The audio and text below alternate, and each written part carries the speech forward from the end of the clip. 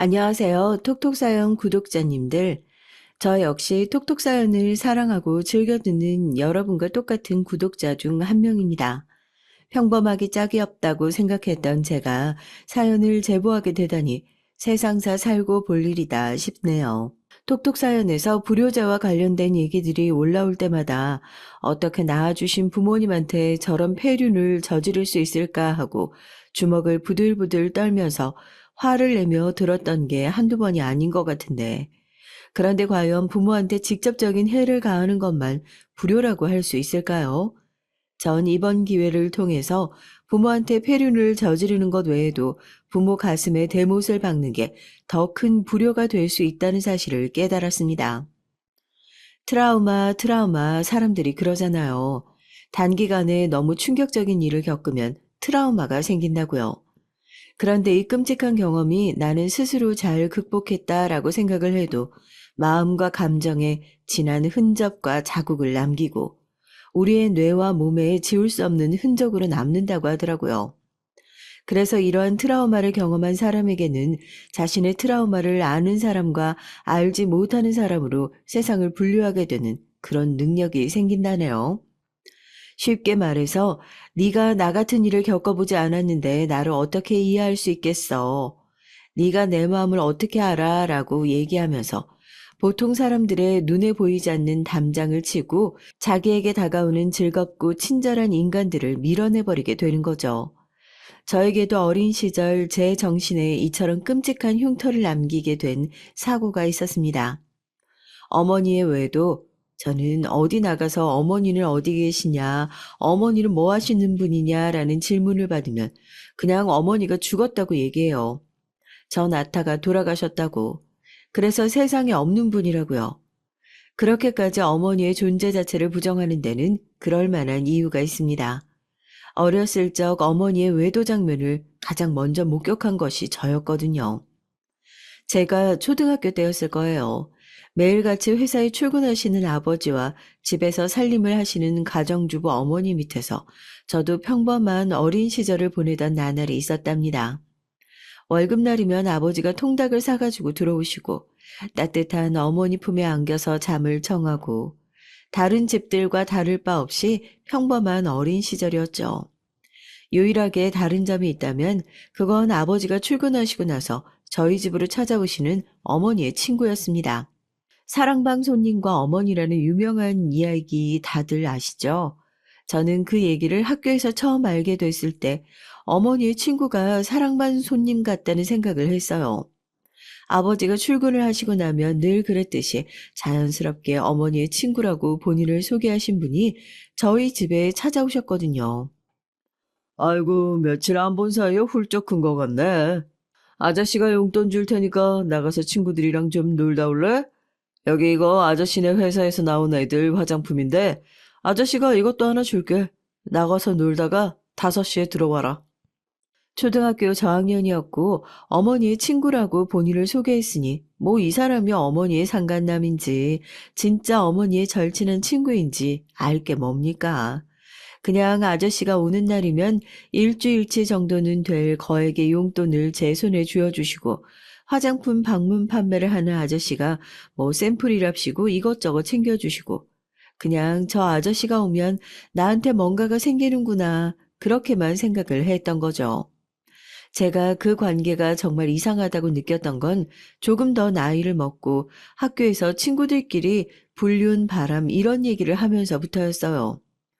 동네에서 누구랑 바람이 났다더라. 바람이 뭐냐. 서로 결혼을 했는데 만나는 걸 바람이라고 한다더라. 그 순간 퍼뜩하고 어머니의 얼굴이 머릿속으로 스쳐 지나가더군요. 그럼 우리 엄마는 지금 바람을 피고 있는 건가 하고요.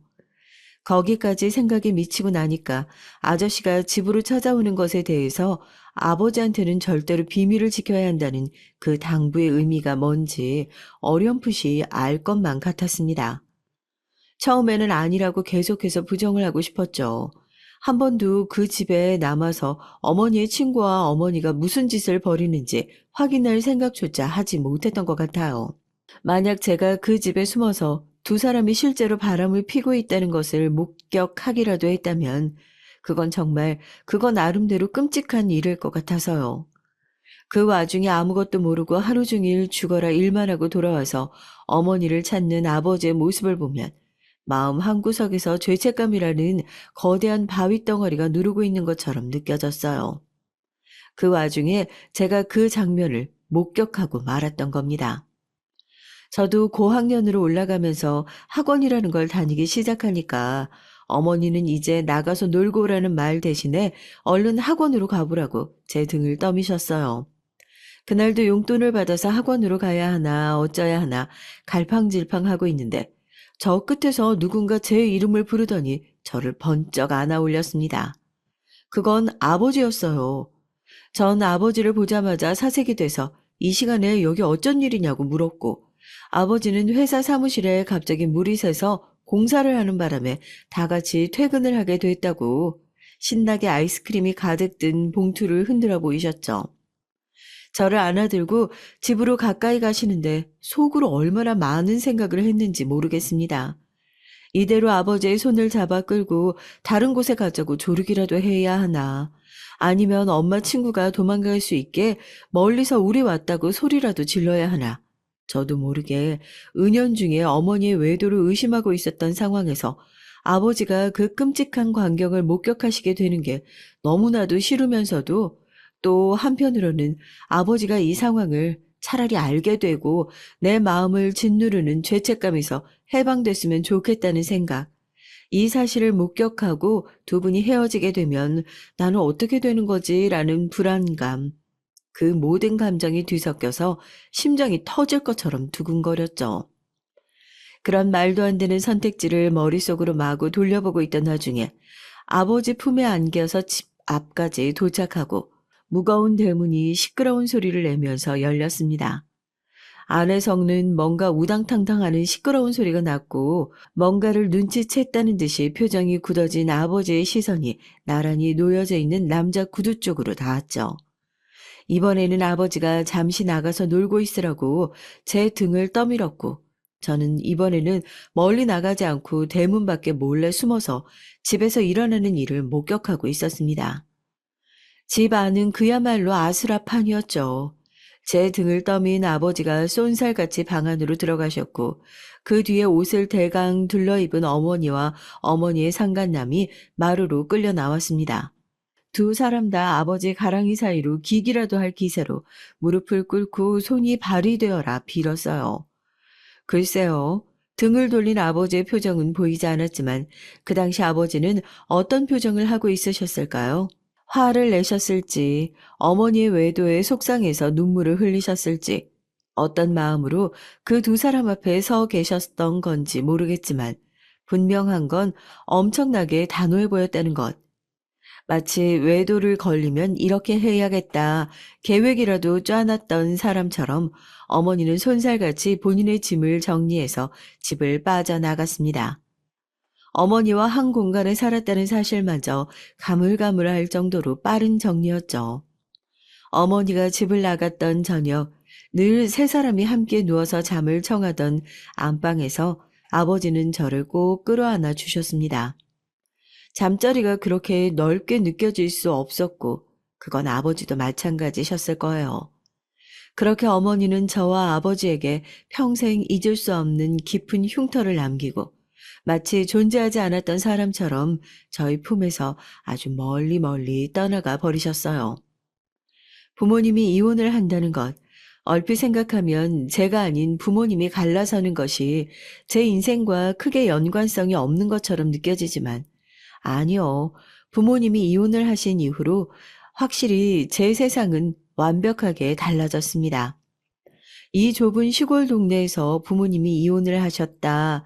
더군다나 어머니가 바람을 펴서 도망치다시피 집을 나갔다라는 얘기는 사람들의 입을 통해서 질 나쁜 얘기들이 덧붙여져 음흉한 소문으로 퍼져나갔고 그 소문의 피해는 남아있는 저와 아버지에게 고스란히 돌아갔어요. 트라우마는 어머니가 외도를 하신 장면을 목격하고 본인이 10달 동안 품고 있었던 딸에게 인사 한마디조차 없이 집을 나가버린 어머니 때문에 생긴 것도 있지만 어머니가 나간 후에 사람들에게 손가락질 받으며 제대로 낙인 찍어버리려고 하는 사람들 때문에 생긴 것도 크다고 할 수 있겠네요.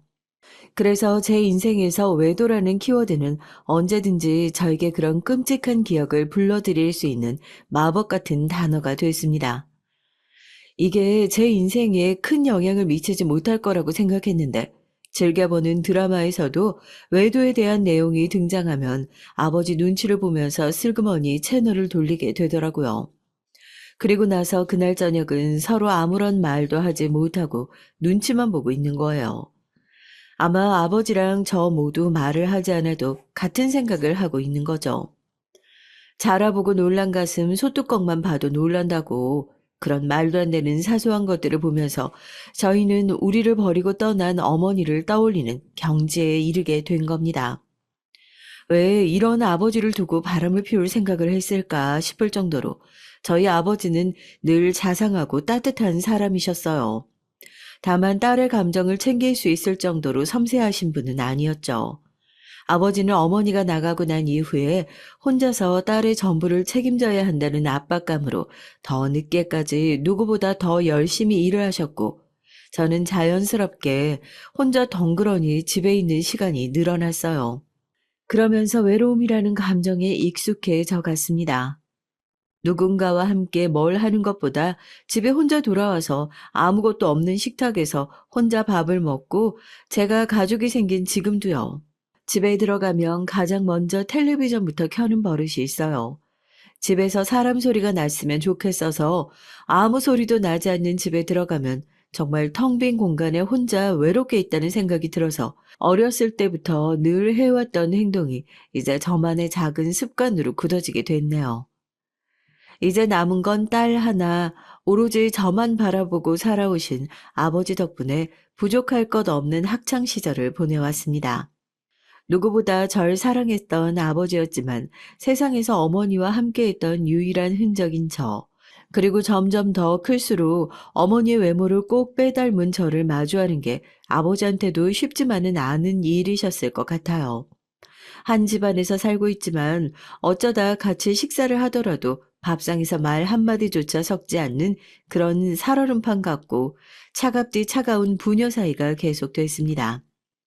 늘 따뜻하고 웃음소리가 넘쳤던 우리 가족이 대체 왜 이런 고통을 받아야 하는지 저는 크면 클수록 어머니의 외도가 더욱 끔찍하게 느껴질 뿐이었어요. 그리고 점점 더 사람들과 벽을 치면서 살아왔던 것 같습니다. 아무도 믿을 수 없다. 나한테 잘해주고 가깝게 지내는 저 사람들도 어느 순간 어머니처럼 나를 배신하고 내 곁을 떠나버릴지 모른다는 불안감이 마음 한구석에 깔려 있었던 것 같아요. 그렇게 벽을 치지 않았더라면 지금쯤 제 주변에 더 좋은 인연들이 더 많이 남아있을지도 모르는데 참 한심한 선택이었다 싶습니다. 그럭저럭 괜찮은 대학에 진학을 했고 대기업은 아니지만 그럭저럭 먹고 살 만한 회사에 들어가서 인생에서 특별히 기쁜 일도 슬픈 일도 없이 담담한 젊은 날을 보냈던 것 같아요. 대학 시절에도 회사에 들어와서도 연애를 전제로 다가온 사람들이 많았지만 쉽게 곁을 내어주지 못했습니다. 제가 본 사랑하는 사람 간의 관계가 어머니와 아버지 사이여서 그랬던 걸까요? 전 모든 관계에는 끝이 있고 그 끝이 늘 좋지 않다고 확신하고 있었거든요. 그렇게 철옹성 같은 저의 마음을 부수게 되었던 게 바로 지금의 남편이었습니다. 왜 밥을 혼자 먹고 있어요? 그쪽 팀원들한테 뭐라고 한마디라도 해줘야겠네. 자리 없으면 여기 같이 먹어도 되죠? 난 전부터 한번 말도 걸고 친하게 지내보고 싶었는데 그쪽 회사에서 별명이 뭔 줄 알아요? 얼음공주예요, 얼음공주. 너무 나쁘게 듣지 말고. 얼음공주고 뭐고 하여튼 공주는 공주잖아요. 예쁜데 말 못 붙여본 놈들이 깎아내리려고 하는 소리니까. 혼자서 너무 떠드는 것 같아서 신기하죠? 회사에서 늘 혼자서 끼니를 해결하는데 익숙해 있던 제게 어느 순간 자연스럽게 다가와서 자기 팀원들끼리 내기를 했다나요? 저한테 말을 걸고 대답을 들으면 오늘 야근을 빼주기로 했다고. 솔직히 남편을 처음 봤을 때부터 반했다거나 그런 건 아니었어요. 오히려 불편했다면 불편한 사람이었죠. 저 사람은 나를 언제 봤다고 저렇게 친한 척을 할까? 뭐 그렇게 즐거워서 회사에서 맨날 저렇게 실실 웃으면서 돌아다닐까? 한없이 가벼워 보이고 절대 가까이 지내고 싶지 않다. 그렇게 생각을 했는데 하루 이틀, 한 달, 두 달, 밥 먹는데 누가 말 거는 게 불편하다고 어떻게 들으면 굉장히 불쾌할 수 있는 제 대답에도 그냥 평소와 다를 바 없이 실실 웃으면서 자기는 혼자 떠드는 거니까 신경 쓰지 말라고 얘기하면서 대수롭지 않게 넘기는 남편의 반응에 처음으로 관심이 조금씩 갔었죠. 주변 사람들 얘기를 들어보니까 더 하더라고요. 이미 회사에서 남편이 저한테 관심 있다는 건 남편의 태도 때문에 공공연하게 소문이 난 상황이었고, 저는 그 소문을 전해 듣는 과정에서 남편이 저와 밥을 먹는 시간을 맞추기 위해서 야근도 하고 다른 사람들보다 일찍 출근해서 점심시간이 달랐음에도 그걸 억지로 맞춰서 나온다는 사실을 알게 됐죠. 어느 순간부터 남편과 함께하는 점심시간을 저도 기다리고 있을 정도더라고요. 시간이 됐는데도 나오지 않으면 괜히 밥을 받아서 주변을 서성거리면서 남편이 시야에 들어올 때까지 기다리는 제 모습을 보면서 인정하고 싶지 않았지만 이 사람과 조금씩 더 가까워지고 있는 저의 마음을 알게 됐죠. 밥을 먹을 땐 원래 그렇게 말이 많아요? 어? 지금 나한테 말 건 거예요? 와, 오늘 사무실 가서 나랑 내기한 놈들한테 제대로 수금이라도 해야겠네. 순희 씨, 원래 그렇게 말이 많은 사람이 어디 있겠어요. 관심이 있으니까 어떻게든 관심 좀 끌어보려고 말을 붙이는 거죠. 몰라서 그렇지 저 출근하기 전에 일 생각하고 오는 게 아니라 오늘 출근하면 점심시간에 무슨 대화로 얘기를 해야 하나 그 고민을 한다니까요. 이러다 일 열심히 안 한다고 잘리는 거 아닌가 모르겠네. 제가 처음으로 원래 그렇게 말이 많냐고 타박하는 얘기에도 남편은 자기한테 드디어 대꾸를 해주기로 마음을 먹은 거냐면서 기뻐하며 물어보지도 않은 얘기를 마구 늘어놓았습니다. 언제나 밝은 사람, 곁에만 있어도 사람을 즐겁게 행복하게 만들어주는 사람, 사람한테 다가오는 것을 어려워하지 않는 멋진 사람. 제가 처음 본 남편의 첫인상은 그랬어요. 굳게 닫혀있는 제 마음의 빗장도 조금씩 열리게 됐고 남편과 조금씩 더 많은 얘기를 나누게 됐습니다. 기현 씨가 생각하는 것만큼 괜찮은 사람 아니에요. 내가 우리 집에는 하자도 많고 그래서 나도 이 모양이고 결혼할 상대를 찾으려고 하는 거면 일찌감치 포기하는 게 무슨 소리를 하는 거예요? 순희 씨가 뭔데 본인한테 하자가 많다 그러니까 나한테 일찌감치 포기해라. 이건 뭐 내가 마음에 안 든다고 돌려서 거절하는 방식인 거예요? 난 사람이 가지고 있는 사연 가지고 하자니 뭐니 깎아내리는 그런 수준 떨어지는 사람도 아니고 설령 정말로 하자가 있다고 하더라도 그게 무슨 소용이에요? 내가 좋다면 그만이지. 내가 좋다면 그만이지. 남편의 그 얘기에 제 마음도 완전히 열리게 됐습니다. 그 내가 좋다면 그만이지라는 마음이 결혼 이후에도 남편에게 계속 적용되는 공식일 거라고는 그때까지만 하더라도 예측하지 못했어요. 첫 연애였어요. 아니요, 첫 연애를 넘어서 남편은 제게 첫사랑이었습니다. 처음에는 누군가를 이만큼 믿고 좋아할 수 있을까 싶었는데 다정하면은 정말 장사가 없더군요. 만나는 사람이 있다는 소식에 가장 깜짝 놀라셨던 건 아버지였습니다. 아버지 말씀으로는 요즘 뭐 얘기하는 비혼주의니 뭐니 제가 결혼 안 하고 평생 혼자서 그렇게 꽁꽁 마음을 닫고 살 거라 생각하셨대요. 그러던 어느 순간부터 집에 올 때부터 표정도 부끄러워지고 먼저 살갑게 얘기를 꺼내는 모습을 보면서 아, 우리 딸한테도 드디어 좋은 짝이 생겼구나 싶었는데 참 다행이더라고요. 그리고 조심스럽게 결혼 얘기를 먼저 꺼내시더라고요. 아버지의 정년 퇴임이 얼마 남지 않았으니 결혼할 계획이 있는 거라면 그 전에 빠르게 식을 올리는 게 어떻겠냐고요. 사실 연애까지는 생각해 봤었지만 결혼이라는 법적인 제도로 두 사람이 묶이는 것에 대해선 아직까지 큰 거부감이 있는 게 사실이었습니다. 그런데 남편은 다르더라고요. 평생 연애만 할 수 있는 것도 아니고, 그리고 나도 당신 법적인 보호자가 되고 싶어. 당신 아프기만이라도 해봐. 장인어른이 달려올 시간에 내가 보호자가 돼서 옆에 지키고 있었으면 좋겠다 싶어.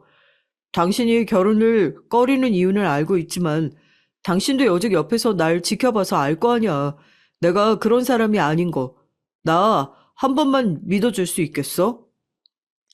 제가 걱정하는 이유도 다 알고 있고 그런 문제에 대해서는 여태까지 자신을 지켜봐서 잘 알지 않냐. 걱정하지 않아도 된다. 신신당부하는 모습을 보고 저도 진지하게 남편과의 결혼을 준비하게 됐습니다. 그런데 저에겐 아직 또 하나의 문턱이 남아 있었죠. 제 마음의 문제는 둘째치고 시댁의 반대도 걱정이 되는 상황이었어요. 홀아버지 모시고 산다는 게 객관적으로 말해 결혼정보 업체에서는 명함도 못 내밀 정도로 좋은 조건이 아닌 건 저도 잘 알고 있습니다. 그래서 시댁에서 반대가 심하지 않을까 걱정을 했었죠. 남편이 아무리 좋은 사람이고 결혼을 결심한 이상 가운데에서 그런 반대 정도는 잘 막아줄 거라 생각했었는데 오히려 상견례 자리에서 반대하려는 시댁의 태도를 돌려세운 것은 놀랍게도 저희 아버지셨어요. 사돈도 금이야 오기야 자식 키워보신 입장이어서 잘 아실 거 아닙니까? 멀쩡한 집으로 장가 보내도 아까운 게 내 자식인데 홀아버지 모시고 산다고 하니까 아휴, 너무 서운하게 듣지 않으셨으면 좋겠어요. 결혼은 아무래도 현실 문제니까요.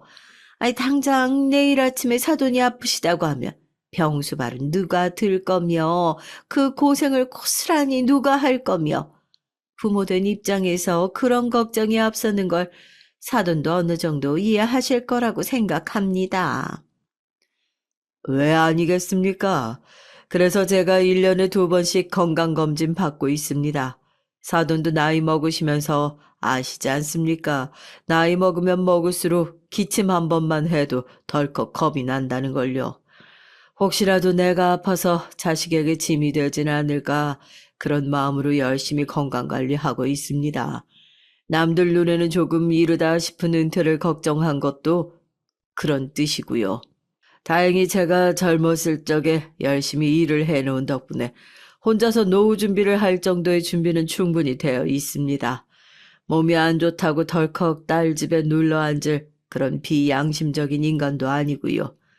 그렇게 따지면 우리 사위는 양친이 다 살아계신데 혹시라도 양친이 다 아프시면 저희 딸 간호를 2배로 해야 되는데 오히려 제 입장에서 더 걱정되는 일 아니겠습니까?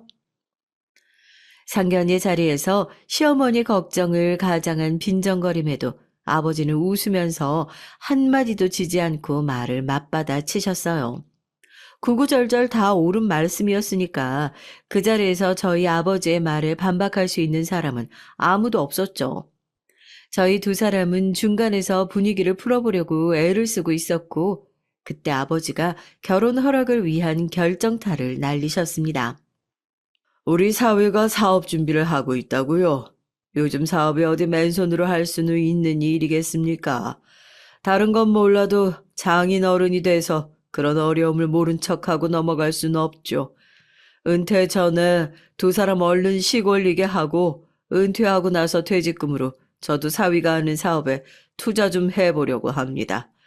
이 부분에 대해선 이견 없으시겠죠? 남편은 평소에 주말에는 무조건 골프를 치러 다닐 정도로 골프에 대한 애정이 어마어마했었는데요. 그때 당시에 이제는 회사에서 매달 따박따박 월급 받는 일이 아니라 본인이 정말 애정을 쏟아부을 수 있는 일을 하면서 정년 걱정도 없이 일을 하고 싶다. 그렇게 얘기를 하며 스크린 골프장, 골프웨어 관련 사업을 준비하고 있었던 터였어요.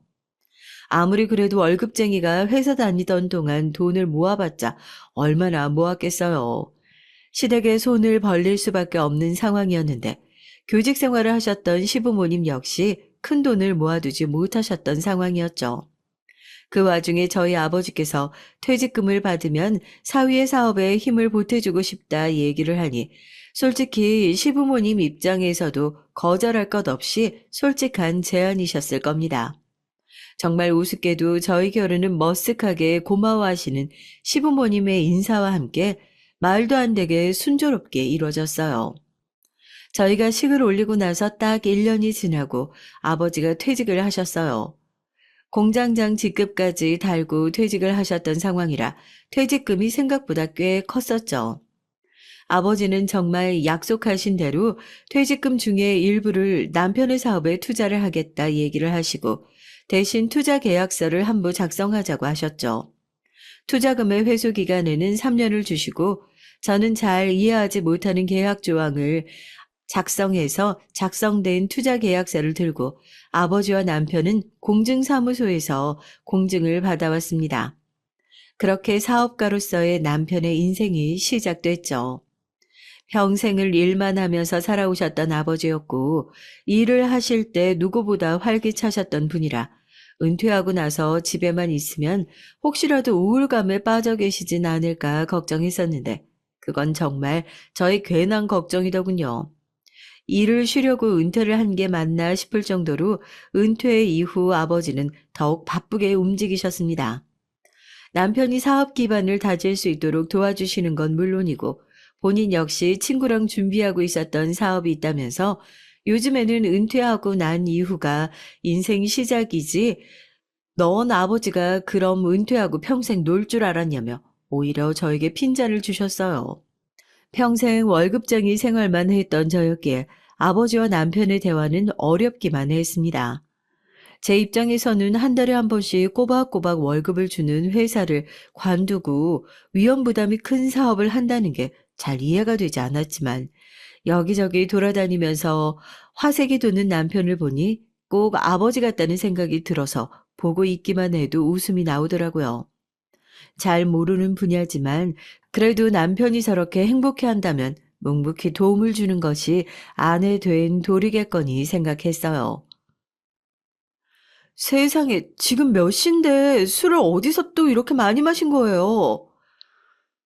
오늘 직원 생일이라잖아. 사장이 돼서 그 정도도 안 챙겨주면 되겠어? 남자가 사회생활을 하면 술도 좀 먹고 늦게 들어올 수도 있고 그런 거지. 월급쟁이가 뭘 알겠어. 아버지의 투자를 받게 된 남편의 사업이 포문을 열고 저는 새로운 난관과 맞닥뜨리고 말았습니다. 사업하는 남자를 내조한다는 게 생각보다 쉬운 일이 아니었던 거죠. 종종 찾아오는 이런 상황들은 저를 당황스럽게 하기 일쑤였어요. 회사를 다닐 때도 주변 사람들을 챙기는 것을 좋아하던 남편이었는데 그 버릇이 자기 사업을 하고 난 이후에도 계속될 줄은 몰랐습니다. 이제 막 사업을 시작한 상황이라 하루 종일 연락이 안 되거나 연락이 없어 전화를 하면 왜 이렇게 사람을 보채냐면서 화를 내는 경우도 종종 있었지만 그러려니 했어요. 일이 바쁘니까 사람이 예민해질 수밖에 없겠구나. 그래도 이렇게 늦게 술을 먹고 들어올 상황이 생기면 언질이라도 주면 고마울 텐데 그 쉬운 것도 할 수 없을 정도로 바쁜 상황이구나. 스스로 그렇게 달랬죠. 그런데 그런 제 마음은 제대로 돌아보지 못하는 남편이 어찌나 자기 사업은 끔찍하게 생각하는지요. 남편이 사업을 시작하면서부터 제가 그런 생각을 했다니까요. 사업하는 사람들은 술은 마실 핑계도 참 많아서 좋겠구나 하고요. 직원의 사기 진작을 위해서 직원 집안에 어려운 일이 생겨서 직원 생일이라서 어느 순간 집에 온 남편의 하루를 물어보면 온통 직원들 얘기뿐이었습니다. 남편은 대놓고 볼멘 소리를 했던 적도 있어요. 아무리 직원 하지만 집에 있는 제 생각은 안 하냐고요.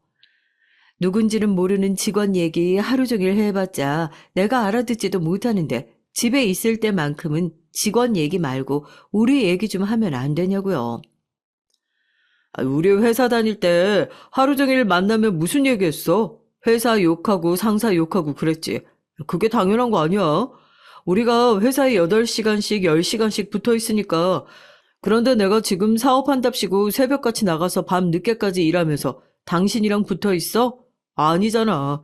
내가 하루 종일 힘들게 일하고 와서 당신 걱정할까봐 나 오늘 이렇게 일했다, 이런 하루 보냈다. 얘기를 해주면 고마워하지는 못할 망정. 아니, 지금 무슨 투정을 부리는 거야? 결혼 전이나 결혼 후나 남편은 늘 당당했습니다. 괜찮았어요. 그게 제가 좋아했던 모습이었고 그 모습에 반해 결혼까지 결심하게 된 거였으니까요. 그런데 정말 한 번을 져주는 적이 없는 그 당당함이 서서히 저를 지치게 만들었습니다. 어쩌다가 아쉬움에 참다 참다 꺼낸 얘기였지만 남편은 또 그 특유의 당당함으로 그런 생각을 하는 것이 아주 배부른 소리라는 것처럼 상황을 바꿔버리는데 귀재였어요. 하루 종일 자신의 얘기를 미주알고주알 하면서 늘 외로웠던 저를 채워주었던 남편이었는데 어느 순간 저는 아버지와 둘이 살던 그 집으로 돌아간 것 같다는 느낌을 종종 받았습니다. 아버지가 바빠서 하루 종일 저를 방치해두고 저는 집에 돌아오자마자 텔레비전을 켜고 그 적막함을 억지로 가득 채웠던 그때 그 순간이요. 인정하고 싶지 않았지만 남편의 사업이 잘 되어가면서 저는 조금씩 더 외로운 사람이 되어가고 있었습니다. 남편의 하고 다니는 행색, 남편의 얘기를 들어보면 사업은 더할 나위 없이 잘 나가고 있었지만 그건 역시 확신이 가지 않는 부분이었죠. 친구분과 바쁘게 일을 한답시고 연락도 없었던 아버지가 저에게 먼저 조심스럽게 연락을 해오셨어요. 장서방과 연락해서 얘기를 좀 했으면 좋겠다고요. 아버지가 남편과 관련해서 저한테 갑작스럽게 하실 말씀이 뭔가 싶어서 저도 얼른 본가로 내려갔습니다. 아버지의 얘기를 듣고 깜짝 놀랄 수밖에 없었어요. 투자금이 전혀 회수되고 있지 않다는 얘기였습니다. 투자금 회수에 대한 얘기는 남편에게도 아버지에게도 들었던 적이 없었던 터라 1차로 놀랐고 남편이 하고 다니는 모습을 보면 투자금을 못 갚을 상황도 아닌 것 같았기 때문에 더욱 크게 놀랐죠. 네가 걱정할까 봐 얘기를 꺼내지 않았던 것도 있고 또 내 입장에선 그 돈이 그렇게 큰 돈도 아니니까 괜히 돈 때문에 부부관계 불편하게 만들까 싶어서 얘기 안 했는데 그래도 아버지니까 우리 딸이 잘 먹고 살고 있는지는 확인해 봐야 하지 않겠니? 어떻게 장서방 사업은 잘 돼가고 있는 거야? 약속한 날짜가 다 됐는데 먼저 연락도 없고 투자금 회수에 대한 얘기도 없어서 혹시라도 사업이 휘청거리고 있는 게 아닌가 괜히 걱정이 돼서 연락했다. 그럴 리가 없어요. 저한테도 분명히 사업이 잘 돼가고 있다고 했고 지금 하고 다니는 행색만 봐도 얼마 전에는 법인 차량도 바꿨는데요. 회수 일자 착각하거나 그랬던 거 아닐까요? 일부러 그럴 사람은 아닌 것 같고. 말을 하다가 멈칫하게 되더라고요. 돈을 이렇게 벌고 있는데 아버지의 투자금은 회수조차 되지 않고 있고 저는 오히려 결혼하기 전보다 더 외롭게 살고 있다. 아버지에게 전부 털어놓고 싶었지만 걱정스러운 표정으로 저를 바라보시는 아버지를 보며 차마 입이 떨어지지 않았습니다.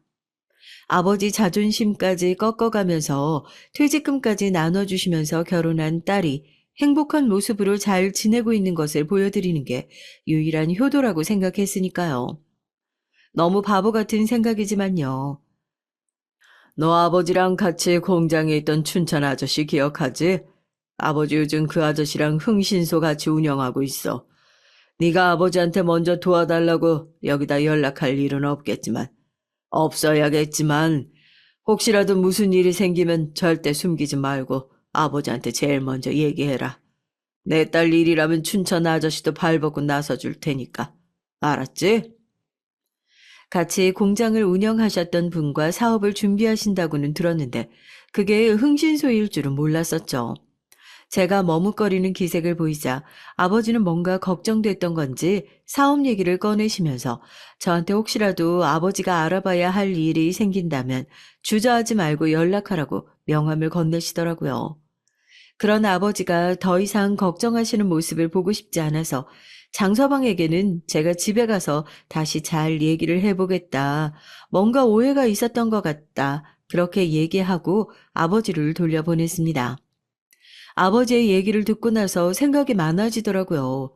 저는 집으로 돌아가는 대신 남편이 있는 사업장으로 향했습니다. 아무래도 사업과 관련된 문제라면 한시라도 빨리 오해 없이 얘기를 하는 게 맞다고 생각했으니까요. 그런데 남편을 찾기 위해서 올라간 사업장을 보고 저는 그 자리에서 그대로 기절할 뻔했어요. 사장님을 찾으러 온 거냐고 묻는 직원에게 내가 사장 사모다 하고 소개를 하니까 대뜸 사장님 결혼하셨어요? 라고 되묻는 겁니다. 회사에서 결혼한 내색을 안 하고 있었던 건가 싶어서 기분이 좀 그랬는데 더욱 심란했던 건 저에게 그런 질문을 한 직원부터 스크린 골프장 안에 있는 직원들 모두 많아야 30대 초반은 되어 보이는 여자뿐이었으니까요. 뭔가 안 좋은 생각이 들어 그 직원을 따로 불러 혹시 이곳에 조경호라는 이름을 가진 직원이 있냐 물으니까 직원이 펄쩍 뛰면서 그래요. 우리 회사에는 그런 직원 없다고요. 지금 제가 다른 대리점에도 그런 직원 있는지 검색해봤는데 그런 직원 안 나오는데요? 아마 없을 거예요. 저희 회사 남자 직원은 안 뽑거든요. 35살 이하 여자만 채용 가능이라는 나이 제한도 있어서. 그 얘기를 듣는데 정말 기가 차더라고요. 그러니까 남편이 늘 집에 와서 직원을 챙겨주고 요즘 사기가 떨어져서 같이 동료 차원에서 둘이 같이 술을 마시고 그런 직원은 애초에 회사에 존재하지도 않았던 겁니다. 아니, 조경호라는 이름의 그 직원이 어떤 여자 직원일지 모르는 상황이었어요. 저는 저에게 그 얘기를 한 직원에게 지갑에 있는 돈을 다 빼어주면서 오늘 나랑 한 얘기는 절대 사장님한테 말하지 마라. 사장님한테 얘기하면 본인이 잘릴 수도 있으니까 오늘 여기서 나 만난 적도 없는 거다. 그렇게 신신당부를 했죠.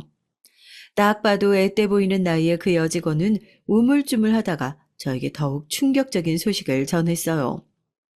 사실 전 사장님이 결혼을 안 하실 줄 알았어요. 이 얘기는 하면 안 될 것 같은데 그래도 알고 계셔야 할 것 같아서요.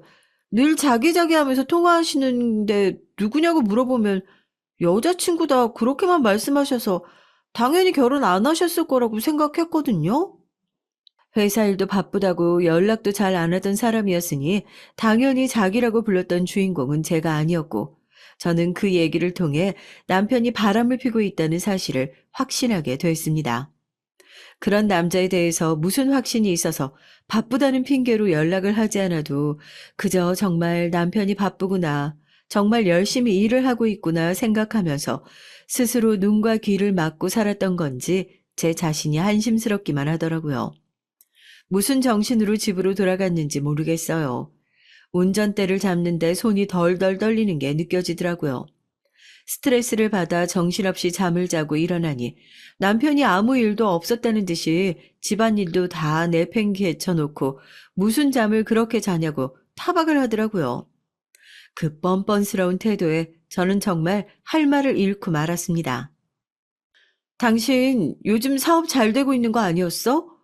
오늘 아버지 만났는데 아직 투자금 회수를 못 받으셨다고 하더라고. 법인 차량도 바꾸고 잘 되고 있는 줄 알았는데 투자금 갚을 정도까지는 아니었나 봐. 싸늘한 태도로 아버지의 투자금 얘기를 꺼내니까 남편이 눈에 띄게 당황하며 주저리 별명을 늘어놓더라고요. 아버지의 투자금을 갚기 위해서 정리할 게 남았는데 조금 있으면 다 마무리된다고요. 이제는 남편이 무슨 말을 하더라도 그게 진실로 들리지 않았지만 대체 저한테 어디까지 거짓말을 늘어놓는지 보자는 심정으로 남편을 지켜봤습니다. 남편은 그런 저에게 예전처럼 다시 실실 웃으면서 당신이 무슨 심경의 변화가 있어서 본인 사업에 이렇게까지 신경을 쓰기 시작했냐며 당신만 원하면 대리점이라도 한 자리 맡게 해줘야겠다고 말을 돌리더라고요.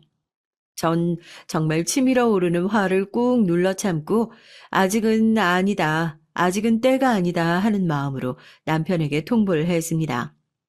다음 달까지 정리할 것들을 다 정리하고 아버지 투자금 회수도 마무리해두라고요.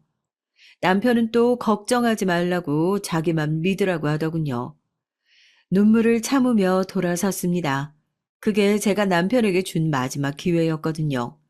이미 남편의 외도를 확신하고 있는 마당에 적어도 아버지가 남편, 아니 저 쓰레기에게 준 투자금이라도 제대로 회수하고 이 관계를 정리하는 게 맞다고 생각했을 뿐이었어요. 어머니의 외도를 알게 된 그 순간보다 오히려 마음이 차분해지더라고요. 눈꺼풀을 덮고 있던 콩깍지가 그제서야 벗겨진 느낌이었습니다.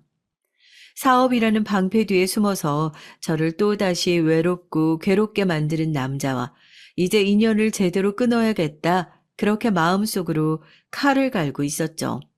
그리고 얼마 지나지 않아 제가 마지막으로 잡고 있었던 그 신락 같은 희망마저 잔인하게 끊어지게 됐습니다. 저희가 결혼하면서 했던 약속이 매해 어버이날에는 그래도 부모님 찾아뵙고 인사를 드리자 그렇게 약속을 했어요. 올해 친정을 갔으면 내년은 시댁에 가고 또 그 후엔 다시 친정에 가고 그렇게 나름대로 결혼할 때부터 지켜왔던 약속이었거든요. 이번에는 시댁에 갈 차례였고 여전히 남편은 꼴도 보기 싫은 상황이었지만 아직 아버지의 투자금이 회수되지 않은 상황에서 섣불리 움직이고 싶지 않아 시댁 가지고 갈 선물을 준비하고 있었습니다. 와신 상담이라는 말이 있잖아요. 장작 위에 누워서 쓸개 맛을 본다고 씁쓸한 제 심정이 딱 그 마음이었습니다. 그런데 어버이날 당일이 되어 시댁으로 출발한 남편은 운전하는 내내 제 눈치를 슬슬 보더니 시댁에 도착해서 내리지 않고 차에 그대로 타고 있는 게 아니겠어요? 정말 미안한데 2박 3일만 우리 부모님 좀 챙겨줄 수 있을까? 미리 말 못해서 미안한데 뺄 수 없는 급한 출장이 생겨서 아버님 투자금 회수해야 되니까 나도 급하게 정리해야 될 게 많아서 미리 말을 못했어. 긴 거 아니잖아. 이해하지? 좀 부탁할게. 애초에 같이 갈 생각도 없었던 겁니다. 어안이 벙벙해져서 미리 말도 없이 지금 이게 뭐 하는 거냐는 저를 주차장에 남겨두고 남편은 나중에 연락하겠다면서 차를 몰고 쌩하니 가버렸어요. 저희 시댁이랑 저희 집이 차 타고 2시간 40분은 좋게 걸리는 거리예요. 차키도 없이 지갑만 덜렁 가지고 시댁 아파트 주차장에 버려져 있는데 정말 기가 막히더라고요. 대체 이번에는 어떤 여자랑 연휴를 보내려고 저렇게 눈치를 보다가 내빼는 건지 그 당시에는 눈에 뵈는 게 하나도 없는 상황이었습니다. 그 밑에서 정말 펑펑 울면서 별 생각을 다 했던 것 같아요. 이대로 시댁에 올라가서 전부 다 얘기를 해버리고 시댁에 불이라도 싸지르고 내려올까. 뭐 타고 집으로 돌아가야 하나. 막막한 상황에서 어버이날 시댁에 간다는 것을 알고 계신 아버지의 전화가 왔어요. 전화기에 뜨는 그 아버지라는 세 글자를 보는데 저도 모르게 눈물이 펑펑 쏟아지더라고요. 울면서 전화를 받아서 정신없이 제 상황을 말했습니다. 아빠, 장서방이 바람이 난 것 같아. 지금 갑자기 또 해외를 가겠다고. 아빠, 나 어떡해? 너무 미안해, 아빠. 전화를 받자마자 다짜고짜 눈물을 흘리는데 얼마나 당황스러우셨을까요? 그리고 전하는 소식이 투자금까지 대줄 정도로 아꼈던 사위의 바람이라뇨. 펑펑 울고 있는 저에게 위치를 알려줘라. 당장 아빠가 데리러 가겠다 하셨고 근처 카페에서 기다리고 있다가 아버지를 만나게 됐습니다. 정말 아버지 얼굴을 똑바로 쳐다볼 면목이 없더라고요. 아버지는 아무런 말도 하지 못하고 고개를 푹 숙이고 죄송하다는 말만 연신 반복하던 저를 말없이 꽉 끌어안아 주시며 네 곁에는 아버지가 있지 않냐. 혼자가 아니라 괜찮다고 그렇게 위로를 해 주셨어요. 아버지의 차에 타서 돌아간 것은 집이 아닌 아버지의 사무실이었습니다. 아버지와 동업을 하고 계신다던 제가 늘 춘천 아저씨라고 부르셨던 아버지의 옛 직장 동료분도 제 사정을 들었다면서 본인한테도 딸 같은 사람이니 제대로 혼주를 내주겠다, 걱정하지 말라 하시더라고요. 그렇게 아버지의 집에서 남편에게 복수의 칼날을 내밀 날만 기다리면서 연휴가 끝나기만을 기다렸어요. 그리고 며칠 후 휴가까지 내놓고 아버지의 집에서 쉬고 있는 제게 잔뜩 화가 난 목소리의 남편의 전화가 걸려왔습니다. 아마 제가 시댁으로 가지 않았다는 소식을 들은 거겠죠. 부모님 좀 대신 챙겨달라는 얘기가 그렇게 기분 나빴냐. 그런 깜냥으로 사모님 소리를 어떻게 듣고 살 거냐. 어버이날 부모님 챙기자는 약속 하나 안 지키고 어디로 내뺀 거냐. 오만 소리를 다 쏟아내고 있고 저는 아무런 대답도 없이 수화기를 들고 있는데 옆에서 그 고함 소리를 듣고 계시던 아버지가 제 전화를 뺏어 가셨어요. 갑작스러운 아버지 목소리에 당황한 눈치더라고요. 기니 할 얘기가 있어서 우리 집으로 데리고 왔네. 자네도 나한테 해야 할 얘기가 많을 텐데. 당장 우리 집으로 오게. 드디어 올 게 왔구나 싶었습니다. 아버지의 부름에 당황한 남편이 쏜살같이 집으로 달려왔고 남편 얼굴을 보자마자 기가 차서 웃음이 나오더군요. 아버님, 갑자기 이 시간에 무슨 일로 부르셨어요? 아니, 제가 안 그래도 이번에 중국 골프장 쪽 알아보면서 저희 회사 소개하고 아버님 투자금 회수시키려고 애를 쓰다가 왔습니다. 아, 이건 그냥 부부끼리 있는 작은 다툼이라서요. 아이고, 어버이날은 약속을 했던 거짓말도 정도껏 해야 들어주지. 자네 거울은 안 보는가? 중국 골프장을 다녀왔다는 사람이 얼굴이 그렇게 새카맣게 타 있어. 어디 가서 함부로 몸 놀리고 다닐 거면 선크림이라도 잘 바르고 돌아다니든지 그랬는가? 아버님, 그게 무슨... 제가 남편 얼굴을 보자마자 기가 차서 웃었던 이유 아시겠어요? 중국 골프장이 한국이랑 제일 비슷하다더라. 그쪽으로 시장을 좀 알아보고 오겠다 했던 남편의 얼굴이 누가 봐도 동남아 여행이라도 다녀온 사람 마냥 새까맣게 그을려 있었거든요. 이제는 이렇게 뻔히 눈에 보일 거짓말을 하는구나 싶어서 정말 기가 막혀서 웃음이 다 나오더라고요. 말도 안 되는 거짓말을 그만하라는 아버지의 불호령에 끝까지 자기는 아무것도 모른다는 듯이 지금 그게 무슨 말씀이냐, 자기는 아무것도 모른다는 식으로 대답했고 아버지는 그런 남편의 발 밑에 서류 봉투 하나를 집어 던지셨습니다. 자네가 동남아에서 상간녀 끼고 골프 치면서 황제같이 여행하고 다니는 거 안 걸릴 줄 알았나? 그동안 내 투자 자금 회수는 못하고 그 돈으로 상간녀 오피스텔 잡아주고 명품백 사주고 했던 것들, 그런 것들도 영원히 안 걸릴 줄 알았어? 내가 네 놈에 대해서 아무것도 알아보지 않고 가만히 있었던 건 순전히 내 딸이 원하지 않아서였어. 내 딸이 행복한 부부 생활을 했으면 좋겠어서. 근데 네 놈이 네 손으로 그걸 망쳐? 이 배웅망덕한 놈. 서류 봉투 안에서는 그간 남편이 해왔던 불륜의 행적이 고스란히 남아 있었습니다. 상간녀의 팔짱을 끼고 다정하게 부동산을 가는 모습, 백화점을 돌아다니는 모습, 동남아에 왔다 갔다 했던 흔적들, 수없이 쏟아지는 증거에 당황한 남편은 그걸 없애기라도 하고 싶은 듯이 사진을 푹푹 찢으면서 아버님이 뭔가 오해를 하신 것 같다. 이건 그냥 직원일 뿐이고 직원 복지를 위해서 다른 사람들보다 조금 더 챙겨뒀던 게 오해를 샀던 것 같다 변명을 하더군요. 아버지는 네가 그럴 줄 알았다 싶었다는 반응이었습니다. 남편이 사진을 찢어버리는 모습을 보고 똑같은 서류 봉투 몇 장을 더 내미셨어요. 남편은 그야말로 사색이 되었죠. 네 놈이 찢는다고 그 증거가 사라질 것 같아? 그리고 자네가 알아둬야 할 게 하나 있는데 말이야. 바람은 원래도 피는 게 아니지만 적어도 내 투자 자금을 받아가 놓고서 내 딸을 놔두고 바람 필 생각은 하지 말았어야지. 계약서나 제대로 읽고 사인을 했을지 모르겠지만 투자 계약서에 계약 해지 조항, 위약금 발생 조항 다시 한번 잘 읽어보게나. 자네가 법정 싸움에 휘말리고 고소를 당하고 그렇게 해서 회사의 이미지 손실을 불러 일으켰을 때 내 투자금의 몇 배를 위약금으로 물어야 하는지 말이야. 무릎 꿇고 사과를 하던 남편은 허겁지겁 핸드폰을 열어 투자 계약서를 확인하더라고요.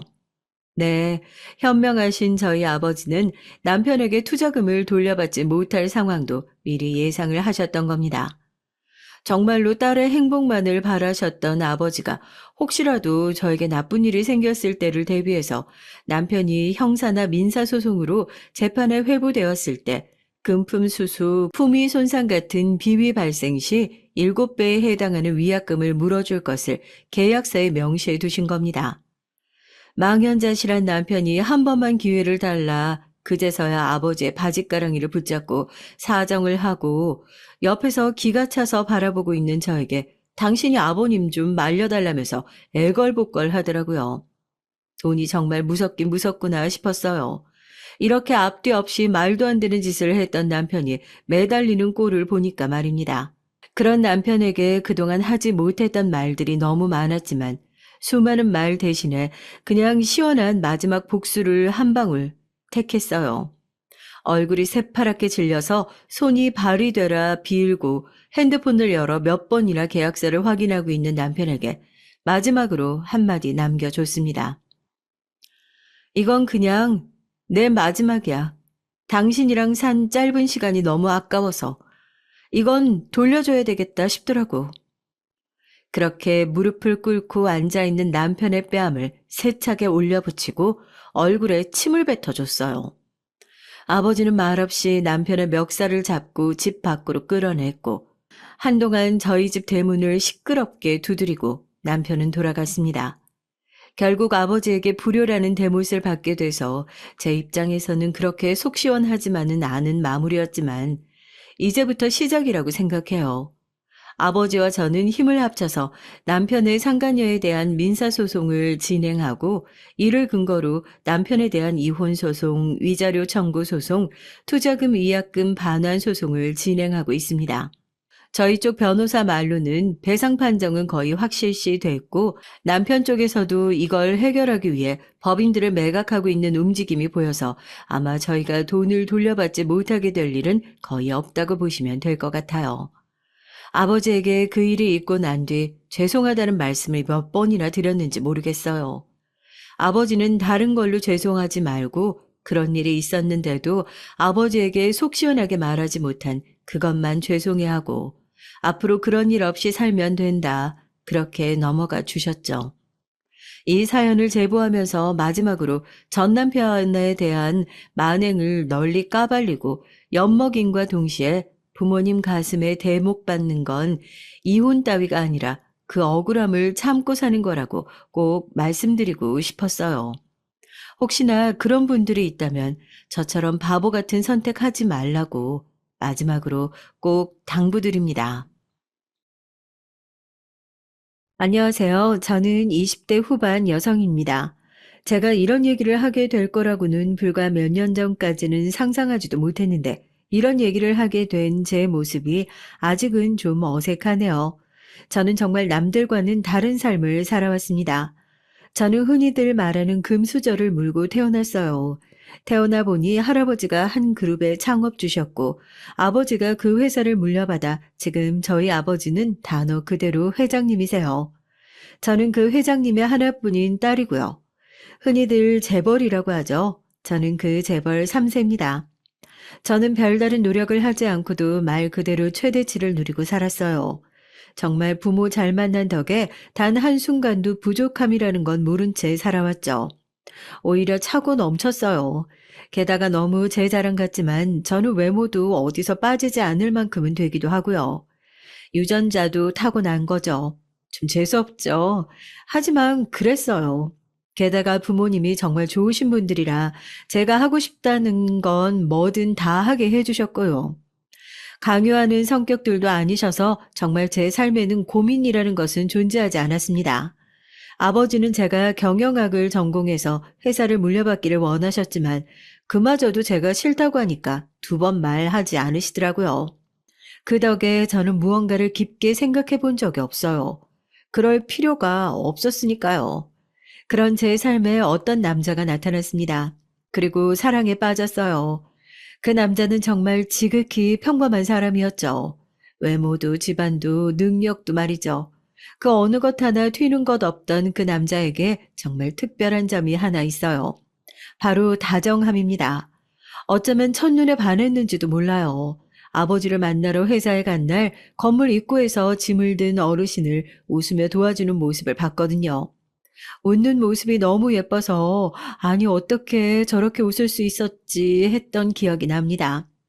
그 이후로 그를 보기 위해 아버지 회사에 이유 없이 들리는 날이 많아졌죠. 그러다 우연히 그를 보게 된 날은 하루 종일 기분이 좋았고요. 맞아요. 저 그렇게 사랑에 빠졌어요. 남들이 보면 뭐 그런 걸로 사랑에 빠지나 하겠지만 저는 그 웃는 모습이 너무 좋더라고요. 그렇게 우연 아닌 우연으로 마주치는 일이 잦았고 눈인사 정도 주고받을 수 있게 되었을 때 제가 먼저 커피 한 잔 마실 수 있냐고 물었어요. 그렇게 커피가 밥으로, 밥이 영화로 자연스럽게 연인이 됐고, 저는 제가 누구의 딸인지 말하지 않고 그와 2년 넘게 연애를 했습니다. 그는 알면 알수록 좋은 사람이었어요. 놓치면 평생을 후회할 것 같았죠. 그래서 제가 먼저 결혼하자고 말했습니다. 그는 아직 자기가 사원이고 자리를 덜 잡아서 좋은 집, 근사한 결혼식 같은 건 해줄 수 없다는 그에게 제가 다 있으니까 괜찮다고 말하며 저희 아버지가 누구인지 말했어요. 당연히 그는 많이 놀랐죠. 그리고 걱정했어요. 환경이 너무 다르잖아. 우리가 잘 맞춰서 살 수 있을까? 아니, 그 전에 허락은 받을 수 있을까? 저도 걱정을 아예 하지 않은 건 아니었습니다. 물론 저희 부모님은 제가 하고 싶은 걸 다 하게 해주시긴 했지만 결혼은 또 다른 문제일 수 있으니까요. 게다가 본인의 회사 사원이면 아버지 입장에서는 받아들이시기 힘들지도 모른다고 생각했죠. 그래도 너무 서운해하지 말자고 함께 이겨내자고 둘이서 손 꼭 붙잡고 얘기했던 게 새록새록 떠오릅니다. 하지만 걱정했던 것과 달리 모든 것은 순조롭게 진행됐어요. 부모님은 완전 두 팔 벌려 환영하신 건 아니었지만 제가 누군가를 이렇게 좋아하는 건 처음 본다고 이런 건 어떻게 할 수 없다며 별 말 없이 허락을 하셨거든요. 오히려 그의 부모님이 너무 부담스럽다고 하셔서 설득하는 데 시간이 좀 걸렸어요. 그렇게 그는 제 남편이 됐습니다. 결혼식도 조용히 진행됐어요. 정말 친한 지인분들이나 초대해야 할 분들만 모시고요. 하나밖에 없는 딸 결혼식을 화려하게 해주고 싶으셨던 어머니는 좀 많이 서운해하셨지만 제가 행복해하는 모습을 보고 다 괜찮아지신 듯 했습니다. 그런 부모님을 보면서 정말 잘 살아야겠다 다짐했었죠. 그 다짐을 증명이라도 하듯 저희는 정말 잘 지냈어요. 남편은 제가 생각하는 것 이상으로 정말 다정하고 자상하고 성실한 사람이었습니다. 아버지도 그런 그를 점점 예뻐하는 게 눈에 보였고요. 어느 날은 진지하게 저를 불러다 회사 경영에 대해 관심이 있는지 한번 떠보라고 하실 정도였으니까요. 남편은 그 얘기를 듣고는 자신은 그런 능력이 안 된다며 손사래를 쳤지만 말이죠. 저의 결혼 생활은 순조로웠습니다. 회사에 알리기 싫다 해서 정말 아무도 그가 우리 아버지의 사위라는 사실을 몰랐어요. 언젠가 알게 될 사실이지만 아직은 마음의 준비가 안 됐다고 하는 그의 말을 존중했습니다. 걱정이고 고민이고 없이 순조롭기만 할 줄 알았던 제 결혼 생활에 문제가 생긴 건 그로부터 1년쯤 지날 무렵이었어요. 남편은 어느 순간부터 표정이 조금씩 어두워졌습니다. 피곤에 찌든 얼굴로 집에 들어오고 출근할 때면 얼굴에 근심과 걱정이 가득했죠. 무슨 일 있어? 무슨 일이 있을 게 뭐가 있어? 없어. 당신 요즘 너무 고민 많고 힘들어 보여. 그런 거 없어. 너무 신경 쓰지 마. 늘 대화가 많던 저희가 어느 순간 대화가 줄어들었고 저는 남편의 눈치를 보기 시작했습니다. 그러다 보니 자연스럽게 불만이 생기게 되더라고요. 힘든 건 알겠는데 그걸 집에서까지 저렇게 티낼 필요가 있나 싶고요. 자기 요즘 들어오면 씻고 자기 바쁘고 나랑 길게 대화한 게 언젠지 기억은 나? 우리 아직 신혼이야. 이제 결혼 1년 좀 지났다고. 미안해. 근데 집에 들어오면 그냥 쉬고 싶어. 이해해 보려고 노력했습니다. 일이 많이 힘든가 보다 하고요. 당장 아버지에게 달려가 남편 좀 덜 힘들게 해달라고 징징거리고 싶었지만 남편의 성격상 그러면 화를 낼 것 같았기에 꾹 참았죠. 제 마음고생이 날로 깊어지던 날 어쩌면 남편의 그 힘듦이 회사 일 때문이 아닐지도 모른다는 의심이 피어나기 시작했습니다. 어느 순간부터 제가 있는 곳에서 전화나 문자를 받지 않았거든요. 무슨 전화길래 그렇게 매번 나 피해서 받아? 피하더니 일 관련 전화니까 조용한 곳에서 받는 거지. 앞으로는 그냥 앞에서 받아. 내가 불편해서 안 돼. 도대체 뭐가 불편하다는 건지 하나도 이해가 되지 않았어요. 혹시 남편에게 다른 숨겨야 하는 비밀이 생긴 게 아닐까 하는 불안함에 잠도 제대로 이루지 못했습니다. 겨우 1년 만에 이런 모습을 부모님께 보여주고 싶지도 않았고 제 결혼에 대해 뒤에서 수군거리는 이들에게 흥미로운 얘기거리를 주고 싶지도 않았어요. 그래서 혼자 속만 썩어가는 날들이 지속됐습니다. 그러던 어느 날 주말에도 걸려온 어느 전화를 보고는 제 눈치를 보며 서재로 들어가는 남편의 모습을 보고 터지고 말았죠. 서재에서 나오기만을 기다렸다가 나오는 그의 휴대폰을 뺏었어요. 그리고는 최근 통화 목록을 확인했습니다. 부장님, 말리는 남편을 피해 방으로 들어가 문을 잠그고 전화를 걸었죠. 여보세요? 낮은 중년 남성의 소리에 진짜 부장님이구나 하는 안심과 의심했던 것에 대한 미안함, 그리고 주말에도 전화를 거는 그 부장이라는 사람에 대한 복잡한 감정이 밀려왔지만 거기서 제 남편을 왜 이렇게 찾냐고, 제가 누군지 아냐고 그런 말들을 할 수는 없잖아요. 그래서 그냥 잘못 건 척 하기로 했습니다. 아, 죄송합니다. 저희 남편 번호인데 제가 휴대폰을 잘못 만지다가 통화 버튼을 눌렀네요. 그 소문의 이사원 부인분이시구먼. 네? 회사로 몇 번 이사원 마중 나온 적 있지? 직원들이 보고 다들 엄청난 미인이라고 칭찬하던데. 다짜고짜 말을 놓는 부장이라는 사람에 대해 상당히 기분이 나빴지만 어찌되었던 남편의 상사라는 사람이니 저는 예의를 갖췄습니다. 아, 감사합니다. 언제 한번 회식 때 나오면 좋겠구만. 제가요? 그 소문의 얼굴 나도 한번 보고 싶어서 그래. 네. 꼭 한번 나와. 알겠지? 상당히 좋지 않은 인상을 남기며 그 부장이라는 사람과의 통화는 끝났습니다. 휴대폰을 들고 나가 남편에게 사과를 했어요. 하지만 남편은 화가 많이 난 듯 했습니다. 제 행동도 행동이었지만 자신을 의심했다는 사실을 믿을 수가 없어 했어요. 자기도 나를 좀 이해해줘. 우리 아직 신혼이야. 그런데 매일 이렇게 힘들어하는 모습만 보고 전화나 문자도 뒤에서만 받고 그러면 내가 얼마나 서운할지 또 무슨 생각을 할지 한 번쯤은 고민해줬으면 좋겠어. 나도 당신한테 그 부분은 너무 미안해. 하지만 난 당신이 이런 알지 않아도 되는 모습까지 보여주고 싶지 않을 뿐이야. 어떻게 나를 의심할 수가 있어? 저희 부부의 냉전은 꽤 오래 갔습니다. 그러던 어느 날이었어요.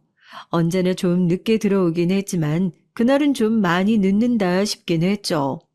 전화를 해봐야 하나 고민하고 있을 때 띵동 하는 초인종이 울렸습니다. 이 시간에 누구지? 하고 문을 연 그곳엔 술에 잔뜩 취한 남편과 그런 남편을 부축하고 있는 두 명의 남편 또래 남자들이 있었어요. 술도 제대로 마시지 못하면서 뭘 이렇게 마셨나 싶은 마음에 너무 놀라서 눈이 동그래져 있는 사이에 정신이 비교적 멀쩡해 보이는 한 명이 자초지종을 설명했습니다. 오늘 저희 팀 회식이 있었는데 부장님이 이사원한테 술을 너무 많이 권하셔서 너무 나무라지 마세요. 부장님은 왜 이렇게 이사원만 갈구는 거야? 그러니까 또 그 부장이라는 작자인가 싶어서 화가 나려는 것도 잠시 그 두 직원이 지방까지 남편을 부축해주며 저희 집을 두리번거렸습니다. 야, 이사 온 집이 엄청 삐까뻔쩍하네. 금수저란 소문이 진짠가 봐. 정신 차려, 예의 없이. 죄송합니다. 아니요, 괜찮아요. 남편을 눕히고 나가는 길에도 그 두 직원들은 연신 저희 집을 두리번거렸어요. 일반 직장인의 월급으로는 확실히 얻을 수 없는 집이긴 했겠죠. 그 두 사람이 나가고 잠든 남편의 거칠어진 얼굴을 보며 언제까지 비밀을 할 수 없겠다고 생각을 했죠. 이젠 남편을 설득해서 회사에도 알려야겠다고요. 안 돼. 그걸 알리는 건 내가 어느 정도 조금이라도 인정을 받고 난 뒤의 얘기야. 남편을 확고했습니다. 달리 방법이 없었어요. 그렇게 또 며칠이 지났습니다. 잦은 남편의 야근은 계속됐고 이제는 회식도 점점 늘어가는 듯 했어요. 그리고 회식을 하고 온 날에는 더더욱 깊은 한숨을 쉬었답니다. 어느 날은 남편을 붙잡고 진지하게 얘기를 했죠. 그냥 회사에 말하자. 난 내 능력으로 인정받고 싶어. 당신 마음 너무 잘 알지만 조금만 참아줄 수 없을까? 누구의 사위라는 이유만으로 사람들이 달리 대하는 게 난 너무 부담스럽다고. 남편의 그런 점을 사랑했지만 답답했습니다. 그래도 그런 사람이니 어쩔 수 없다 생각하며 시간이 해결해 주겠지 하는 마음에 어느 정도는 포기를 하고 있었던 때였어요. 그날도 회식인지 늦게까지 들어오지 않는 남편을 보며 그 부장이라는 작자를 속으로 씹어대고 있었죠. 제 휴대폰이 울렸습니다. 남편이었어요. 자기 왜 이렇게 늦어? 오늘도 회식이야? 아이고, 안녕하신가? 내 목소리 기억하겠어요? 그 부장이었습니다. 아, 예, 안녕하세요. 지금 우리 사원이 너무 취해서 전처럼 데려다 줄 수도 없을 것 같은데 와서 좀 데려가. 아니, 사람이 그 지경이 될 때까지 하고 싶은 말은 많았지만 정말 꾹 참았습니다. 제가 생각해도 초인의 인내심이었죠. 어딘데요? 그렇게 참자 참자를 외치며 부장이 말해준 회식 자리로 갔죠. 왁자지껄한 그 회식 자리에서 남편만 잔뜩 취한 채 엎드려져 있었습니다. 그 모습에 입술을 한번 깨물었어요. 그 부장이라는 작자는 한눈에 알아볼 수 있겠더군요. 혼자 굉장히 기분이 좋아 보였거든요. 기분 좋은 얼굴로 옆에 다른 직원들에게 또 술을 권하고 있는 모습이 정말 화가 났습니다. 제가 다가가자 벌개진 얼굴로 아는 척을 하더라고요. 대체 언제 봤다고? 아이고, 소문대로 그냥 엄청 미인이네. 아, 감사합니다. 여기 좀 앉아봐. 아니에요. 이 사람 데리고 들어가 볼게요. 에헤, 어른이 앉아보라고 하면 앉아보는 거야. 그 무례함에 화가 머리끝까지 났지만 남편을 생각하며 정말 꾹 참았습니다. 하지만 그 뒤로 나오는 말들은 정말 가관이었어요. 도저히 참아줄 수 없을 정도로 말이죠. 듣기로는 집이 엄청 좋다면서 이사원이 그런 티가 정말 하나도 안 나서 몰랐지 뭐야. 이런 미인을 괜히 얻는 게 아니라니까. 역시 집안에 돈이 많아야. 안 그런가?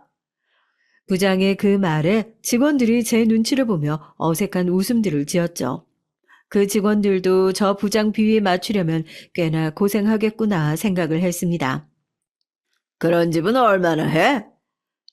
저도 잘 몰라요. 이사원 부모님은 뭘 하시길래 그렇게 좋은 집을 얻어줄 만큼 부자신 거야?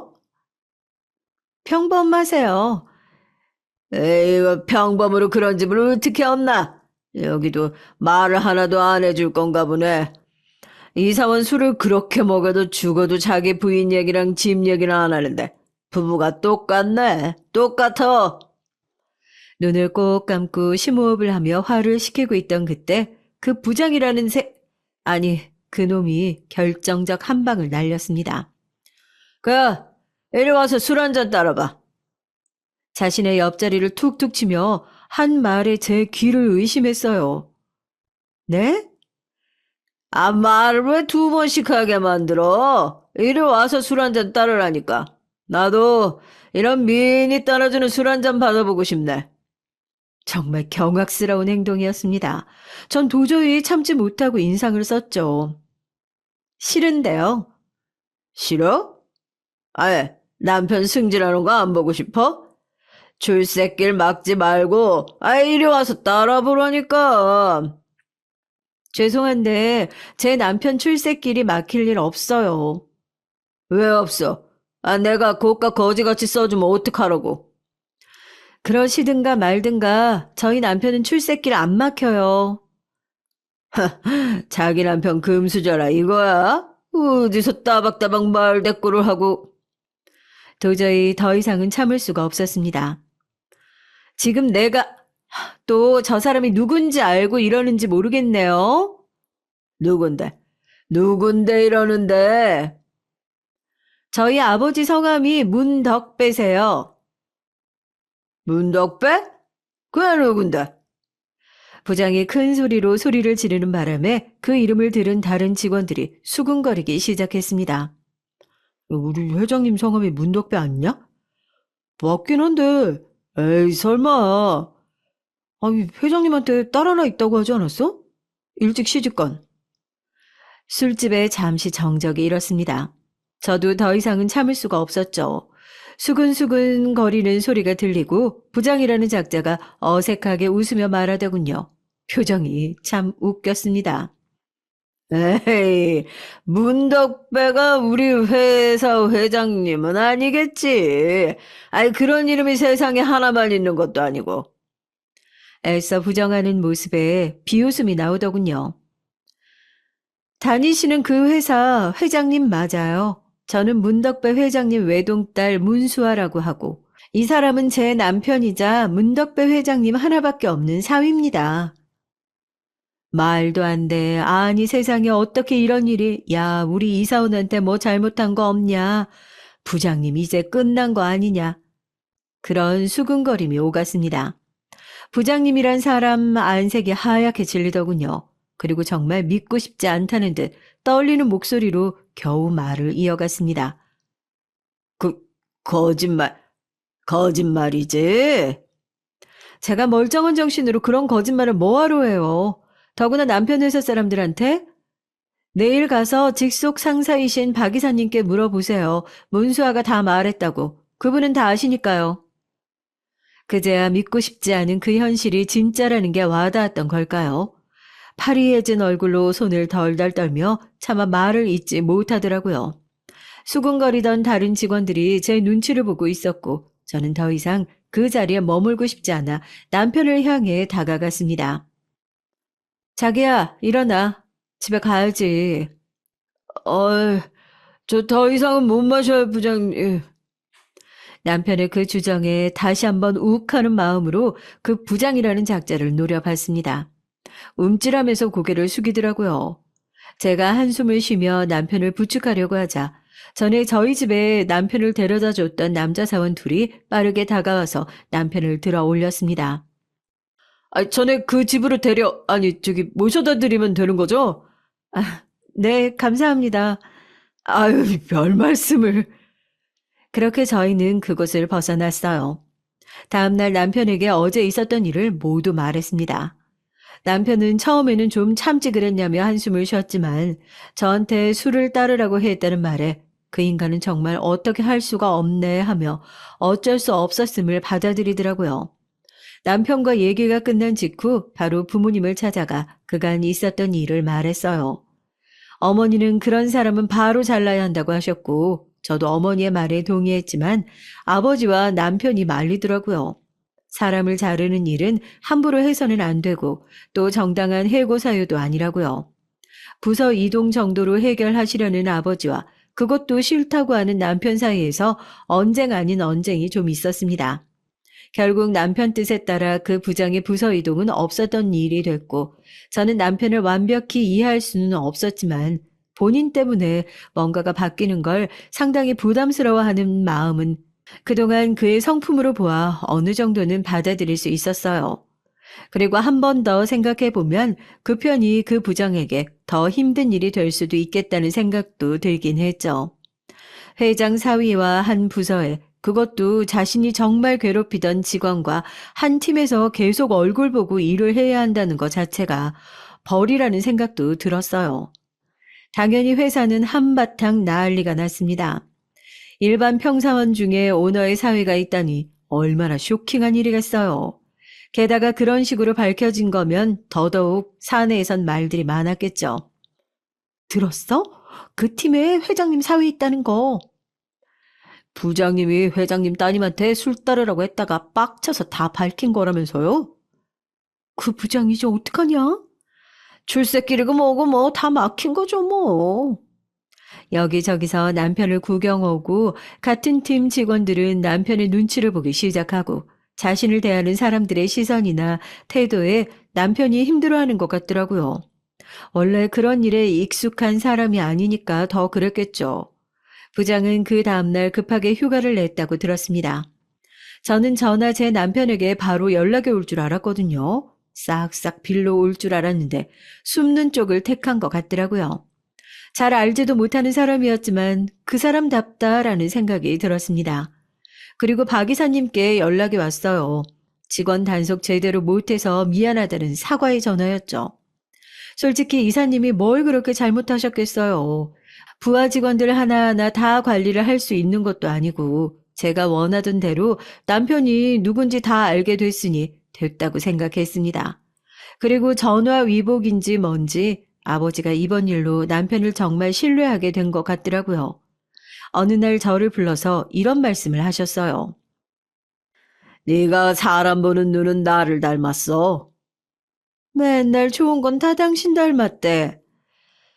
박 이사가 칭찬을 엄청 하더라고. 그 부장한테 그렇게 부당한 일을 많이 당해도 불만 한마디 없이 자기 일 착실하게 잘했다고. 가끔 너무 착실해서 답답할 때도 있어요. 그런 남자가 진국인 거야. 그 부장은 그렇게 며칠간 잠수를 탔다가 회사로 돌아와 아무렇지도 않은 척 굴었다고 해요. 마치 그 일이 없었던 것처럼 말이죠. 하지만 제 남편을 대하는 태도는 완전히 달라진 것 같았습니다. 그거야 당연한 얘기겠죠. 사람들이 나를 너무 조심스럽게 대하니까 부담스러워. 사실 저도 이 얘기는 여기서 끝날 줄 알았어요. 그랬어야 했는데 그러질 못했습니다. 그 이후로 저희 아버지의 자식은 저 하나밖에 없고 그 딸이 회사 경영에는 관심이 일절 없는 건 다들 알고 있던 사실이니 저희 남편이 회사를 물려받게 될 거라고 다들 자연스럽게 그렇게 생각하는 것 같더라고요. 사실 그게 맞기도 하고요. 그 때문에 남편은 많이 곤란해하는 것 같지만 어차피 언젠가 한 번은 겪어야 할 일이라고 다독였어요. 어쩔 수 없어. 당신이 바꿀 수 있는 일이 아니라고. 저는 종종 회사로 찾아가 퇴근하는 남편과 함께 저녁을 먹고 집으로 들어오곤 했습니다. 그날도 함께 저녁을 먹기 위해 회사로 갔죠. 로비에서 기다리고 있는데 낯익은 얼굴들이 보였어요. 회식 때 봤던 남편의 팀 사람들이더라고요. 마주쳐서 괜히 인사하고 이런 것도 썩 하고 싶지 않아서 뒤를 돌아서 휴대폰을 꺼냈죠. 그들은 저를 못 본 듯 했어요. 그러니 그런 대화를 나눈 거겠죠. 그러니까 내가 처음 집에 갔을 때 너무 신기했던 게 그거였다니까. 아니, 이사원한테는 특유의 그 금수저 느낌이 안 나거든. 근데 집이 으리으리해서 진짜 놀랐다니까. 특유의 금수저 느낌이 뭔데요? 아, 있잖아. 그냥 막 그 태생부터 여유로운 느낌. 가진 사람들만 풍기는 그런 게 있어. 조급함이 하나도 느껴지지 않고, 묘하게 다른 사람들보다 한층 더 높게 서 있는 것 같고, 뭐 그런 거 있잖아. 아이, 그냥 재수없는 느낌 아니에요, 그거? 그렇게 되나? 아무튼, 그런 거. 그 회장님 따님분한테도 그런 느낌 안 나지 않았어요? 그때 너무 잠깐 봐서 잘 모르겠지만. 아니야, 그 회장님 딸은 그런 느낌이 딱 있더라고. 전에 나 이사원 데려다 주러 집에 갔을 때도 묘하게 사람을 자기 아랫사람 다루듯 했다니까. 그랬나? 난 잘 못 느꼈는데. 아, 그냥 되게 미인이시라 뭐 그런 거 말고는. 네가 둔해서 그래. 기분이 나쁜 뒷담화였지만 없는 데선 나라님도 욕한다는데 뭐 하며 넘길 수 있는 얘기들이었습니다. 워낙 이런저런 얘기들이 많이 들어왔던지라 그런가 보다 하기도 했고요. 그럼 이사원이 이 회사 다 물려받을 건가요? 그렇지 않을까? 딸의 경영에는 관심이 없대. 야, 남자판 신데렐라니까 진짜 무슨 복이야? 얼굴이 잘생긴 것도 아니고 집안이 괜찮은 것도 아니고 대체 뭐에 반해서 결혼을 한 거지? 왜요? 성격 엄청 좋으시던데. 성격은 나도 좋거든. 남편을 욕하는 건 참을 수 없어서 나서려던 그때였습니다. 벌써 왔어? 멀리서 남편이 저를 부르는 소리가 들려서 뒤를 돌아 웃으며 인사를 했죠. 열심히 뒷담화하던 직원들의 얼굴이 굳어진 게 보였습니다. 그들을 향해 싱긋 웃으며 까딱 인사를 하고는 남편과 함께 회사를 나왔어요. 제가 들었고 얼굴을 봤다는 것만으로도 그들은 마음고생을 하겠죠. 그 부장이라는 작자의 뒷얘기도 해야겠죠. 그 이후로 한동안 정말 없는 듯이 지냈다고 들었습니다. 저도 그냥 지나가려고 했어요. 괜히 긁어부스럼 만들고 싶지도 않았고 또 남편이 그걸 부담스러워할 게 뻔했으니까요. 회식도 야근도 없어졌고 남편을 괴롭히는 것들이 다 사라진 것만으로도 만족하려고 했습니다. 그러던 중 그 부장이 스스로 부서 이동 신청을 했다는 얘기를 박 이사님을 통해서 들었어요. 그게 받아들여지지 않자 저를 한번 만나고 싶다는 얘기를 전해왔죠. 만나기 싫었지만 왜 나를 만나고 싶어 하는지, 무슨 얘기를 하려고 그러는 건지 얘기나 한번 들어보자 하는 마음으로 그 자리에 나갔습니다. 들어가자마자 전과는 전혀 다른 표정을 하고 앉아있는 모습을 보고 픽 웃음이 나왔어요. 남편 승진시키고 싶으면 자기 옆자리에서 술 한잔 따라보라던 그 모습은 어디 가고 잔뜩 기가 죽어 눈치나 살피고 있는 모습이라니. 무슨 일로 보자고 하신 거예요? 그날 일을 제대로 사과 못 드린 것 같아서요. 존댓말을 하더라고요. 그것도 저는 그냥 웃음이 나왔습니다. 그리고 바로도 아니고 한참이 지난 뒤에 사과라니 그것도 어이가 없었죠. 이제 와서 사과를 하신다는 게 별로 진정성이 와닿진 않네요. 제가 정말 잘못했으니까 이제 저 좀 그만 괴롭히시면 안 될까요? 그 말에 벙 쪘습니다. 괴롭히다니요? 누가 누굴 말하는 건지 몰라서 허하는 헛웃음이 나오더라고요. 괴롭히다니요? 제가요? 그날 이후로 박 이사님도 저를 대하는 게 다르시고 부서 이동을 요청드렸는데도 들어주시도 않으시고 다 위에서 지시하신 거잖아요. 묘하게 저를 탓하는 듯한 그 말투에 정말 말 그대로 어이가 없었습니다. 저는 박 이사님께 그 건으로 연락을 드린 적도 없고 따로 뭔가 말씀드린 일도 없다고 얘기를 했어요. 하지만 믿지 않는 것 같더라고요. 피해의식에 완전히 사로잡혀서 제가 자신을 괴롭힌다고 믿는 것 같았습니다. 한 가정의 아버지고 회사를 그만둘 수 없고 어쩌고 하면서 자기가 너무 잘못했으니까 자신을 그냥 가만 좀 두라 그러는데 저는 정말 아무것도 하지 않고 가만히 뒀거든요. 제가 여기서 박 이사님께 전화해서 부서 이동을 시켜달라고 하는 것도 월권이고 함부로 해서는 안 되는 일 아닌가요? 그렇게 얘기를 하고 돌아오는 길에 정말 사람은 변하지 않는구나 생각했습니다. 끝까지 진심 어린 사과보다는 제 탓만 하는 그 모습에 일말의 기대를 하고 나간 제 자신이 후회스럽더라고요. 그로부터 며칠이 지났을까요? 회사 법무팀에서 전화가 왔습니다. 정말 상상도 하지 못했던 일로 말이죠. 그 부장이 사내 익명 게시판에 누가 봐도 저를 저격하는 글을 올렸고 그 글이 각종 커뮤니티와 SNS 등으로 퍼져나가면서 저희 회사가 갑질 논란에 휩싸였다고요. 그 글의 일부를 들려드릴게요. 안녕하세요. 저는 이 회사에 다니고 있는 직원입니다. 제가 최근에 억울한 일을 당해서 이렇게 게시판에 여러분의 의견을 물어보려고 합니다. 저는 20년 넘게 이 회사에 애정을 가지고 근무하며 열과 성을 다해왔어요. 회사에 대한 애사심과 자부심으로 살아온 지난날인데 최근에 있었던 어느 일로 인해 그 모든 것들이 한순간에 날아갈 위기에 빠졌습니다. 제 부하 직원 중에 한 명의 얘기예요. 그 부하 직원은 평소에 일도 곧잘하고 심성도 발라서 제가 아끼는 부하 직원이었습니다. 그 때문에 다른 직원들보다 제가 일적으로 조금 더 의지해 왔던 게 사실입니다. 회식 자리 같은 곳에서도 조금 더 친근하게 대했고요. 그날도 회식이 있는 날이었습니다. 그 부하 직원이 좀 과음을 해서 아내 되시는 분이 데리러 오셨어요. 저는 반가운 마음에 함께 술이나 한잔 하자고 권했습니다. 나중에 생각해보니 이 부분이 정말 잘못한 거긴 하더라고요. 제가 취하기도 했고 기분이 너무 좋았던지라 한 실수였습니다. 그런데 알고 보니 그 아내분이 저희 회사 오너분 따님이시더라고요. 전혀 몰랐던 사실이라 놀란 건 사실이었습니다. 그 자리에서 자신이 누구인지 말하시고는 화가 많이 난 듯한 얼굴로 남편인 제 부하 직원을 데리고 집으로 돌아가셨어요. 문제는 그 다음부터 일어났습니다. 물론 제가 잘못한 부분이 있지만 그 다음에 제가 겪은 일들이 조금 너무하다는 생각이 듭니다. 임원진 분들이 저를 중요한 프로젝트에서 빼거나 요구사항들을 노골적으로 들어주지 않으시기 시작했고, 인사 이동도 제가 받아들일 수 없게 이루어졌어요.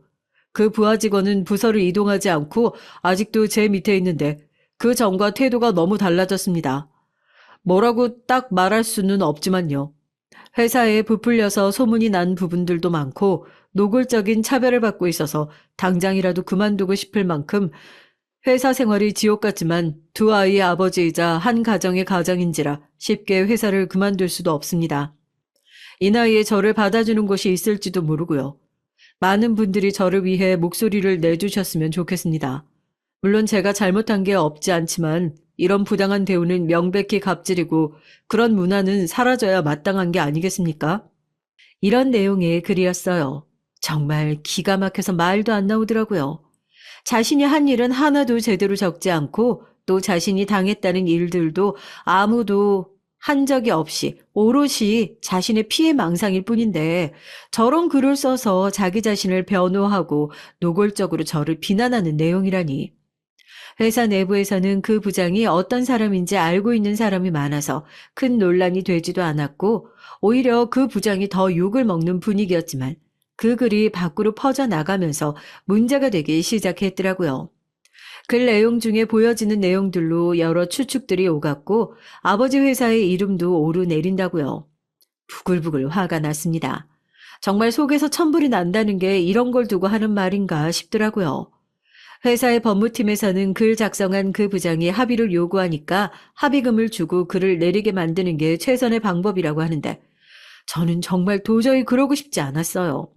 그걸 노리고 쓴 글이 분명히 있고 그 부장의 잘못이 너무 명백했으니까요. 절대 사과도 합의도 하고 싶지 않았습니다. 제가 잘못한 게 하나도 없으니까요. 억울해서 눈물이 나오는 건 오히려 저였어요. 남편과도 상의를 했습니다. 남편도 제가 하지 않은 일로 사람들에게 손가락질 당하는 것에 대해 분노를 했죠. 그건 아버지도 동의하셨습니다. 회사 법무팀에서 만류했지만 저는 제 억울함을 얘기하고 그리고 그 부장이라는 사람의 잘못됨을 알리기로 했어요. 매일 11시 넘어서 퇴근하던 남편, 이틀에 한 번꼴로 이루어졌던 회식, 업무 관련 전화와 주말에 왔던 것들을 증명이 다 가능했습니다. 아직 퇴근하지 않았냐며 주고받았던 저와의 수많은 톡들과 주말의 통화 기록 등등으로요. 문제는 회식이었어요. 제가 제 정체를 밝히고 갑질이 시작되었다는 그 회식이요. 시간이 지날 CCTV 같은 건 남아있지 않을 것 같았지만 법무팀을 통해 알아봤죠. 너무나 다행스럽게도 영상이 남아있다고 하더라고요. 물론 술이나 한 잔 따라보라는 소리까지는 확인할 수 없었지만 저를 향해 내민 술잔과 옆에 앉아보라는 듯 자신의 옆자리를 팡팡 치는 모습이 확인이 됐어요.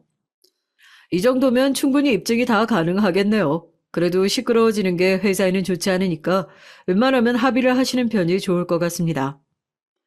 그 자료들을 가지고 그 부장이라는 인간과 합의를 할 수도 있었지만 저는 그러고 싶지 않았습니다. 그 사람이 한 짓을 세상에 알리고 싶었어요. 저희 부부의 얘기가 세상 밖으로 알려지는 것은 조금 부담스럽긴 했지만 이번에는 남편이 나서서 밝히라고 말해주더군요. 내가 이런 부당한 일을 당한 건 참을 수 있지만 당신이 그런 일을 당한 건 참을 수가 없어. 그리고 그 글을 올린 걸 보면서 저 사람은 절대 반성이라는 걸 하지 않는구나. 그냥 두면 다른 피해자가 또 나올 거라는 생각도 들고. 그렇게 이 모든 자료들을 포함해서 제 입장문이 세상 밖으로 나갔습니다. 사람들의 반응은 가히 폭발적이었어요. 요즘도 그 부장 같은 사람이 있다는 사실에 경악하는 사람들도 많았고 그 부장의 뻔뻔함과 저와 제 남편의 얘기도 주목을 받았습니다. 어쩌다 결혼을 하게 됐고 뭐 그런 얘기들이요. 세상이 그 부장을 향해 손가락질을 하기 시작했어요. 상황이 완전 역전된 거죠. 그 부장도 제가 이렇게까지 나올 줄은 몰랐던 것 같더라고요. 적당히 몇 억 쥐어주면서 합의하면 회사를 그만두고 나가서 그 돈으로 편하게 살 생각이었죠.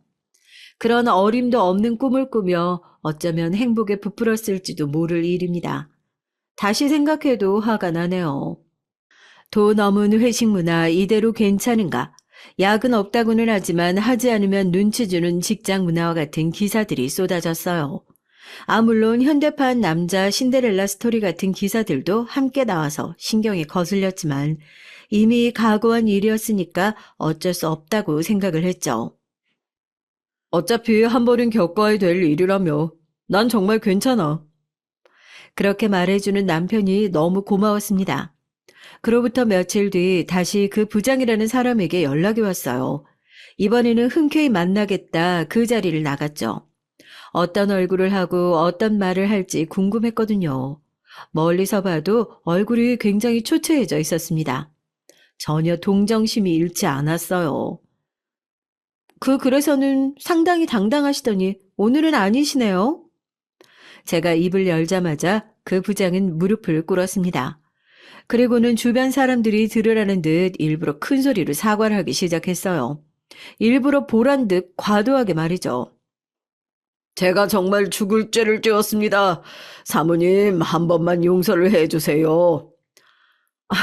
제가 왜 그쪽 사모님인지도 모르겠고 전 용서를 할 마음도 없어요.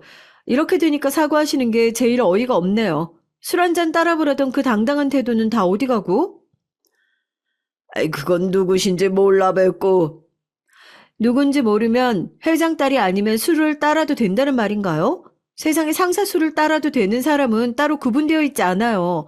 그건 업무가 아니잖아요? 그 부장은 누가 봐도 과한 액션으로 사람들 이목을 끌어 저를 한 번 더 곤란하게 만들 심산이 분명했습니다. 큰 소리를 내며 무릎을 꿇자 주변에 있는 사람들이 휴대폰을 들어서 저희 두 사람을 찍기 시작했거든요. 그래서 저는 일부러 더 그 술자리에 대한 얘기를 했습니다. 요즘 같은 시대에 일반 평사원의 부인에게 술을 따르라고 하는 게 말이 되냐고요. 그랬더니 제 예상대로 사람들이 그렇지, 저게 맞는 말이지 하며 동의하기 시작하더라고요. 그 웅성거림을 들었는지 얼굴이 시뻘개지더니 갑자기 제 발목을 잡고 우는 소리를 내기 시작했어요. 아유, 한 번만 용서해 주시면 정말 회사의 목숨이라도 바치겠습니다. 제발 자르지만 말아주세요. 한 가정의 아버지고 두 아이의 아빠입니다. 정말 기가 찼어요. 여기서까지 저러다니 저런 아버지를 둔 아이들이 불쌍할 지경이었습니다. 전 부장님을 자른다고 한 적이 한 번도 없어요. 그 관련해서 회사분들에게 요청을 드린 적도 없고요. 앞으로도 그런 월권 행위는 하지 않을 겁니다. 그러니까 부당 이익을 당한다고 너무 억울해하지도 않으셨으면 해요. 사내 평판은 이미 그전부터 안 좋았던 거 아시잖아요. 당황하지 않고 조목조목 따지는 모습들이 그대로 찍혔고 그 영상들이 인터넷에 한 번 더 게시가 됐어요. 물론 그 부장의 편은 거의 없었고요. 그 부장은 그 뒤로 정말 죽은 듯이 지내는 걸로 알고 있어요. 그 부장과 저와의 얘기는 여기까지입니다. 속 시원한 사이다 결말을 원하시는 분들이 많으시겠지만 그 부장은 그 뒤로 부서 이동을 해서 아버지 회사를 계속 다니고 있어요. 물론 모든 사원들의 수근거림과 손가락질을 받고 있지만 이미 소문이 날 대로 다 나서 회사에 딱 붙어 있는 거 말고는 아무것도 할 수 있는 게 없었죠. 저희 부부 얘기가 세상을 통해 나가는 바람에 남편을 원치 않은 사람들의 관심을 한 몸에 받아야만 했습니다. 그것 때문에 한동안은 힘들어했어요. 어딜 가나 남자 신데렐라라는 둥, 도대체 어떤 매력이 있길래 재벌집 사위가 된 거냐는 둥, 평소라면 듣지 않아도 될 말을 잔뜩 듣게 됐으니까요. 그 점이 너무 미안했는데 어느 날 남편이 그러더라고요. 내가 당신과 결혼을 마음 먹었을 때 이미 다 각오한 일이야. 언젠가 한 번쯤은 겪어야 할 일 빨리 겪으면 나중에 편하고 좋지 뭐. 그렇게 말해주는 남편이 너무 고마웠습니다. 그 부장과의 사건은 그 사람의 잘못이 너무 명확히 세상에 다 밝혀진 건이라 저희에게 다른 얘기가 덧붙여지진 않았지만 그것 외에도 뒷말하기 좋아하는 사람들의 입으로 정말 터무니없는 소문이 나기도 했어요. 그 중에 하나를 말씀드릴게요. 어느 날 남편이 그러더라고요. 당신 회사에 나 몰래 와서 나보고 간 일 있어? 어? 아니? 근데 왜 그런 얘기가 돌지? 무슨 얘기? 직원들이 남편 몰래 하는 얘기를 남편이 들었대요. 제가 회사에 몰래 찾아와서 남편을 감시한다고요. 그 부장 사건 때 제가 남편 휴대폰을 봤다는 사실과 남편을 의심해서 부장에게 전화를 걸었다는 얘기가 꼬리에 꼬리를 물고 부풀려진 것 같더라고요. 거기에 제가 한두 번 아버지 회사 로비에서 남편을 기다리고 있는 모습이 목격된 적이 있어서 그 소문은 직원들 사이에서 빠르게 퍼져나간 것 같아요. 모른 척 하려고 했지만 아무래도 신경이 쓰여서 좀 알아봤더니 아무 말도 안 되는 얘기를 자기들끼리 하고 있더라고요. 제가 의부증인데 그 증상이 심각해서 병원에 다녀야 할 정도라는 둥, 정신이 그렇게 이상하니까 재벌집 딸이 평범한 남자랑 결혼을 한 거라는 둥, 저희 남편이 저 때문에 우울증에 걸렸다는 둥, 정말 별의별 헛소리들이 난무하고 있다는 소리가 들렸습니다. 처음에는 그냥 모른 척 하려고 생각도 했죠. 근데 소문이 점점 커져서 어머니 귀에까지 들어갔어요. 그쯤 되니까 나서지 않을 수가 없었습니다. 하지만 그저 사람들의 입에서 입을 타고 커지는 소문에 대처할 방법이 뾰족하게 있지 않았어요. 그래서 그냥 정면 돌파하기로 했죠. 그 소문의 진원지를 잡기로 말이죠. 가만두면 어디까지 퍼져나갈지 짐작조차 되지 않았습니다. 범인은 생각보다 쉽게 잡을 수 있었어요. 전에 로비에서 저랑 제 남편 뒷담화하다가 걸린 남자 사원 있잖아요. 그 사원이더라고요. 뭐 놀랍지도 않았어요. 뒷담화하는 걸 즐기는 것 같아 보였거든요. 그런데 사실 소문의 진원지를 알았다고 해서 달리 할 수 있는 건 없잖아요. 고소를 하자니 일을 더 키울 것 같고 그렇다고 그냥 지나가기엔 저 입을 막을 방법이 없고 그래서 생각했습니다. 소문은 소문으로 덮어야 한다고 말이죠. 사실 이 생각을 한 건 어느 우연한 계기였어요. 그날도 남편과 데이트를 하려고 회사 로비에서 남편을 기다리고 있었죠. 그런데 그 남자 직원이 나오더라고요. 어딘가 심각한 얼굴로 대화를 하고 있길래 본능적으로 몸을 숨겼습니다. 저 통화 내용을 들어야 한다는 촉이 딱 서더라고요. 아니나 다를까 대화 내용은 충격 그 자체였습니다. 야, 그게 내 애라는 증거 있어? 아, 너 맨날 다른 남자애들이랑 술 마시고 다녔잖아. 그중 아무나랑 사고 쳐서 생긴 앤지 내 앤지 내가 어떻게 알고 책임을 지냐? 너 같은 애들 뻔해. 내가 직장도 괜찮고 집안도 좀 사는 것 같으니까 발목 잡으려는 거잖아. 야, 내가 알아보니까 중절술술 200이면 하더라. 계좌 불러. 200 보내줄 테니까. 아니다. 카톡으로 송금할 테니까 그런 줄 알아. 이거 완전 쓰레기 그 자체더라고요. 여자친구가 임신을 했다는데 막말을 하는 것도 모자라서 카톡으로 수술비를 송금하다니요. 놀라서 입을 떡 벌리고 있는데 남편이 나왔습니다. 남편에게 제가 오늘 들은 얘기들을 말했어요. 그런 일은 그냥 모른 척해. 저런 쓰레기를 모른 척하면 어떡해? 게다가 우리 소문도 저 사람이 다 내고 다녔는데? 그런 복수심으로 이러면 더더욱 안 되는 거야, 자기야. 그리고 저 일은 그 여자분이 비밀로 하고 싶으실 수도 있는 거잖아. 제가 간과했던 부분을 남편이 직접 말해주더라고요. 그렇죠. 그건 그 여자분도 밝히고 싶지 않은 사생활일 수도 있는 일이었습니다. 제가 생각이 너무 짧았더라고요. 하마터면 똑같은 사람이 될 뻔했지 뭐예요. 그렇게 그 일은 듣지 않은 걸로 하려고 하고 다른 방법을 생각해 보던 때였어요. 그날도 남편의 회사에 갔다가 로비에서 둘둘만 큰 종이를 들고 서 있는 여성분을 봤죠. 경비원에게 막혀 안으로 들어가지 못하고 있길래 제가 가서 물었습니다. 여긴 무슨 일로 오셨어요? 그게 제가 꼭 해야 할 일이 있어서요. 직원분 아니면 못 들어가요. 무슨 일이신데요? 사실은 그 여자분은 다름 아닌 그 남자 사원의 여자친구였어요. 카톡으로 돈을 송금받았던 바로 그 여자 말이죠. 도저히 그를 용서할 수 없어 대자보를 붙이러 왔다는 말에 순간 번뜩하고 뭔가 생각이 났습니다. 이렇게 하시면 명예훼손으로 고소당하실 수도 있고 본인 신상도 오픈되는 거니까 이렇게 하지 마시고 제가 여기 회사 익명 사내 게시판 아이디랑 비밀번호 드릴 테니까 거기에 주어 없이 글을 써보세요. 그럼 본인도 본인이라고 나서지도 못하고 소문나고 아주 곤란해지니까. 그녀는 제게 받아간 아이디로 곧장 사내 게시판에 글을 썼습니다. 그 내용은 이랬어요. 저는 이 회사의 남자 직원분과 오랜 시간 연애를 했던 사람입니다. 그와 함께 할 미래를 꿈꿀 만큼 그를 너무 사랑했어요. 외국으로 유학을 갔다 온다 했을 때도 기다렸고 운동도 좋아하지 않지만 클라이밍을 좋아하는 그를 따라 매번 운동도 함께 다녔습니다. 그러던 중 알게 된 사람들과 함께 어울려 다녔어요. 그게 화근이었나 봅니다. 거기서 알게 된 다른 남자분과 저를 끝없이 의심했고 그 때문에 저희는 싸움이 잦아졌어요. 지금 생각해보면 사실 저랑 헤어지고 싶은데 핑계를 만든 게 아닐까 하는 생각도 듭니다.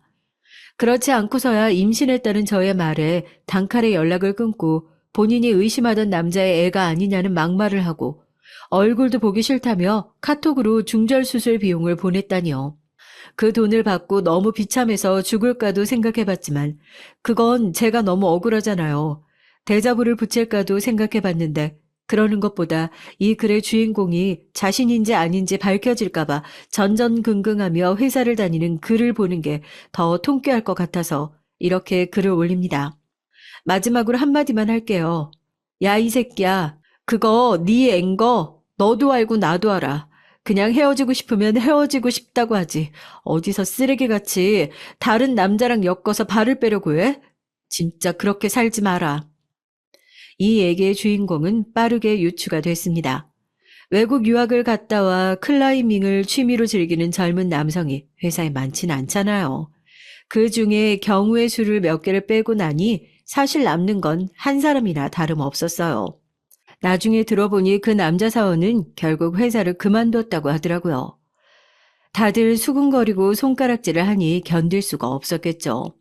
소문이란 그런 건데 왜 다들 남의 얘기는 그렇게 쉽게들 할까요? 이제 진짜 이 얘기를 마무리 지어야 할 때가 온 것 같네요. 아, 남편은 어떻게 지내고 있냐고요? 아버지와 매주 주말마다 바둑도 두고 산책도 가면서 아주 1등 사위가 됐어요. 저보다 제 남편을 더 좋아하신다니까요. 회사에 돌던 소문도 그 남자 사원이 나가서 그런 건지 아니면 시간이 지나서인지 이제는 조용해졌답니다. 일 잘하고 착하고 바른 제 남편을 좋아하는 사람들이 더 많고 그 덕에 승진을 해도 뒷얘기가 별로 나오지 않는 것 같더라고요. 누군가는 제 남편을 현대판 신데렐라라고도 부르기도 하고 전생에 무슨 복을 쌓았냐고도 빈정거리기도 하고 분에 넘치는 복을 받았다고도 합니다. 하지만 저는 전혀 그렇게 생각하지 않아요. 오늘 달이 너무 예쁘다. 같이 산책이나 갈까? 달이 예쁘다고 산책을 함께 가자는 이 남자가 제 인생에 들어와서 저를 얼마나 행복하게 해주는 사람인지 사람들은 잘 모릅니다. 그저 겉으로 보여지는 모습을 보고 판단하죠. 그러니 저같이 돈도 많고 외모도 괜찮은 여자가 평범한 남자를 만나 결혼을 한 것을 믿을 수 없어 하고 자기들의 기준이나 수준에 맞는 얘기들을 가져다 부풀려서 자꾸 이유를 만들려고 해요. 그 부장님도 사실 제 남편이 어떻게 하다가 저 같은 여자를 만난 건지, 왜 그런 큰 집에 사는 건지, 남의 일을 궁금해하고 자기가 생각하고 싶은 대로 하다가 그 사단이 난 거라고 생각합니다. 그리고 남들이 소문내는 얘기들을 이용하려고 했고요. 저는 그냥 그 사람을 사랑해서 결혼을 한 것뿐인데 자꾸 사람들은 거기에 왜를 가져다 붙입니다. 조건이 안 맞네, 누가 더 아깝네 하면서 남을 평가하고 판단하죠. 그러지 않으면 본인도 더 행복할 텐데 왜 그걸 모르는 걸까요? 앞으로도 저는 계속 이런 시선들과 싸워 나가야 할 겁니다. 사람들은 그럼에도 여전히 남을 평가하고 또 남의 일에 관심 갖는 걸 좋아하니까요. 저희 부부는 그런 사람들에게 아주 흥미로운 조건을 가지고 있는 게 사실이고 말이죠. 그럼에도 불구하고 저와 제 남편은 잘 헤쳐나갈 거예요. 서로를 사랑하고 또 서로를 믿으니까요.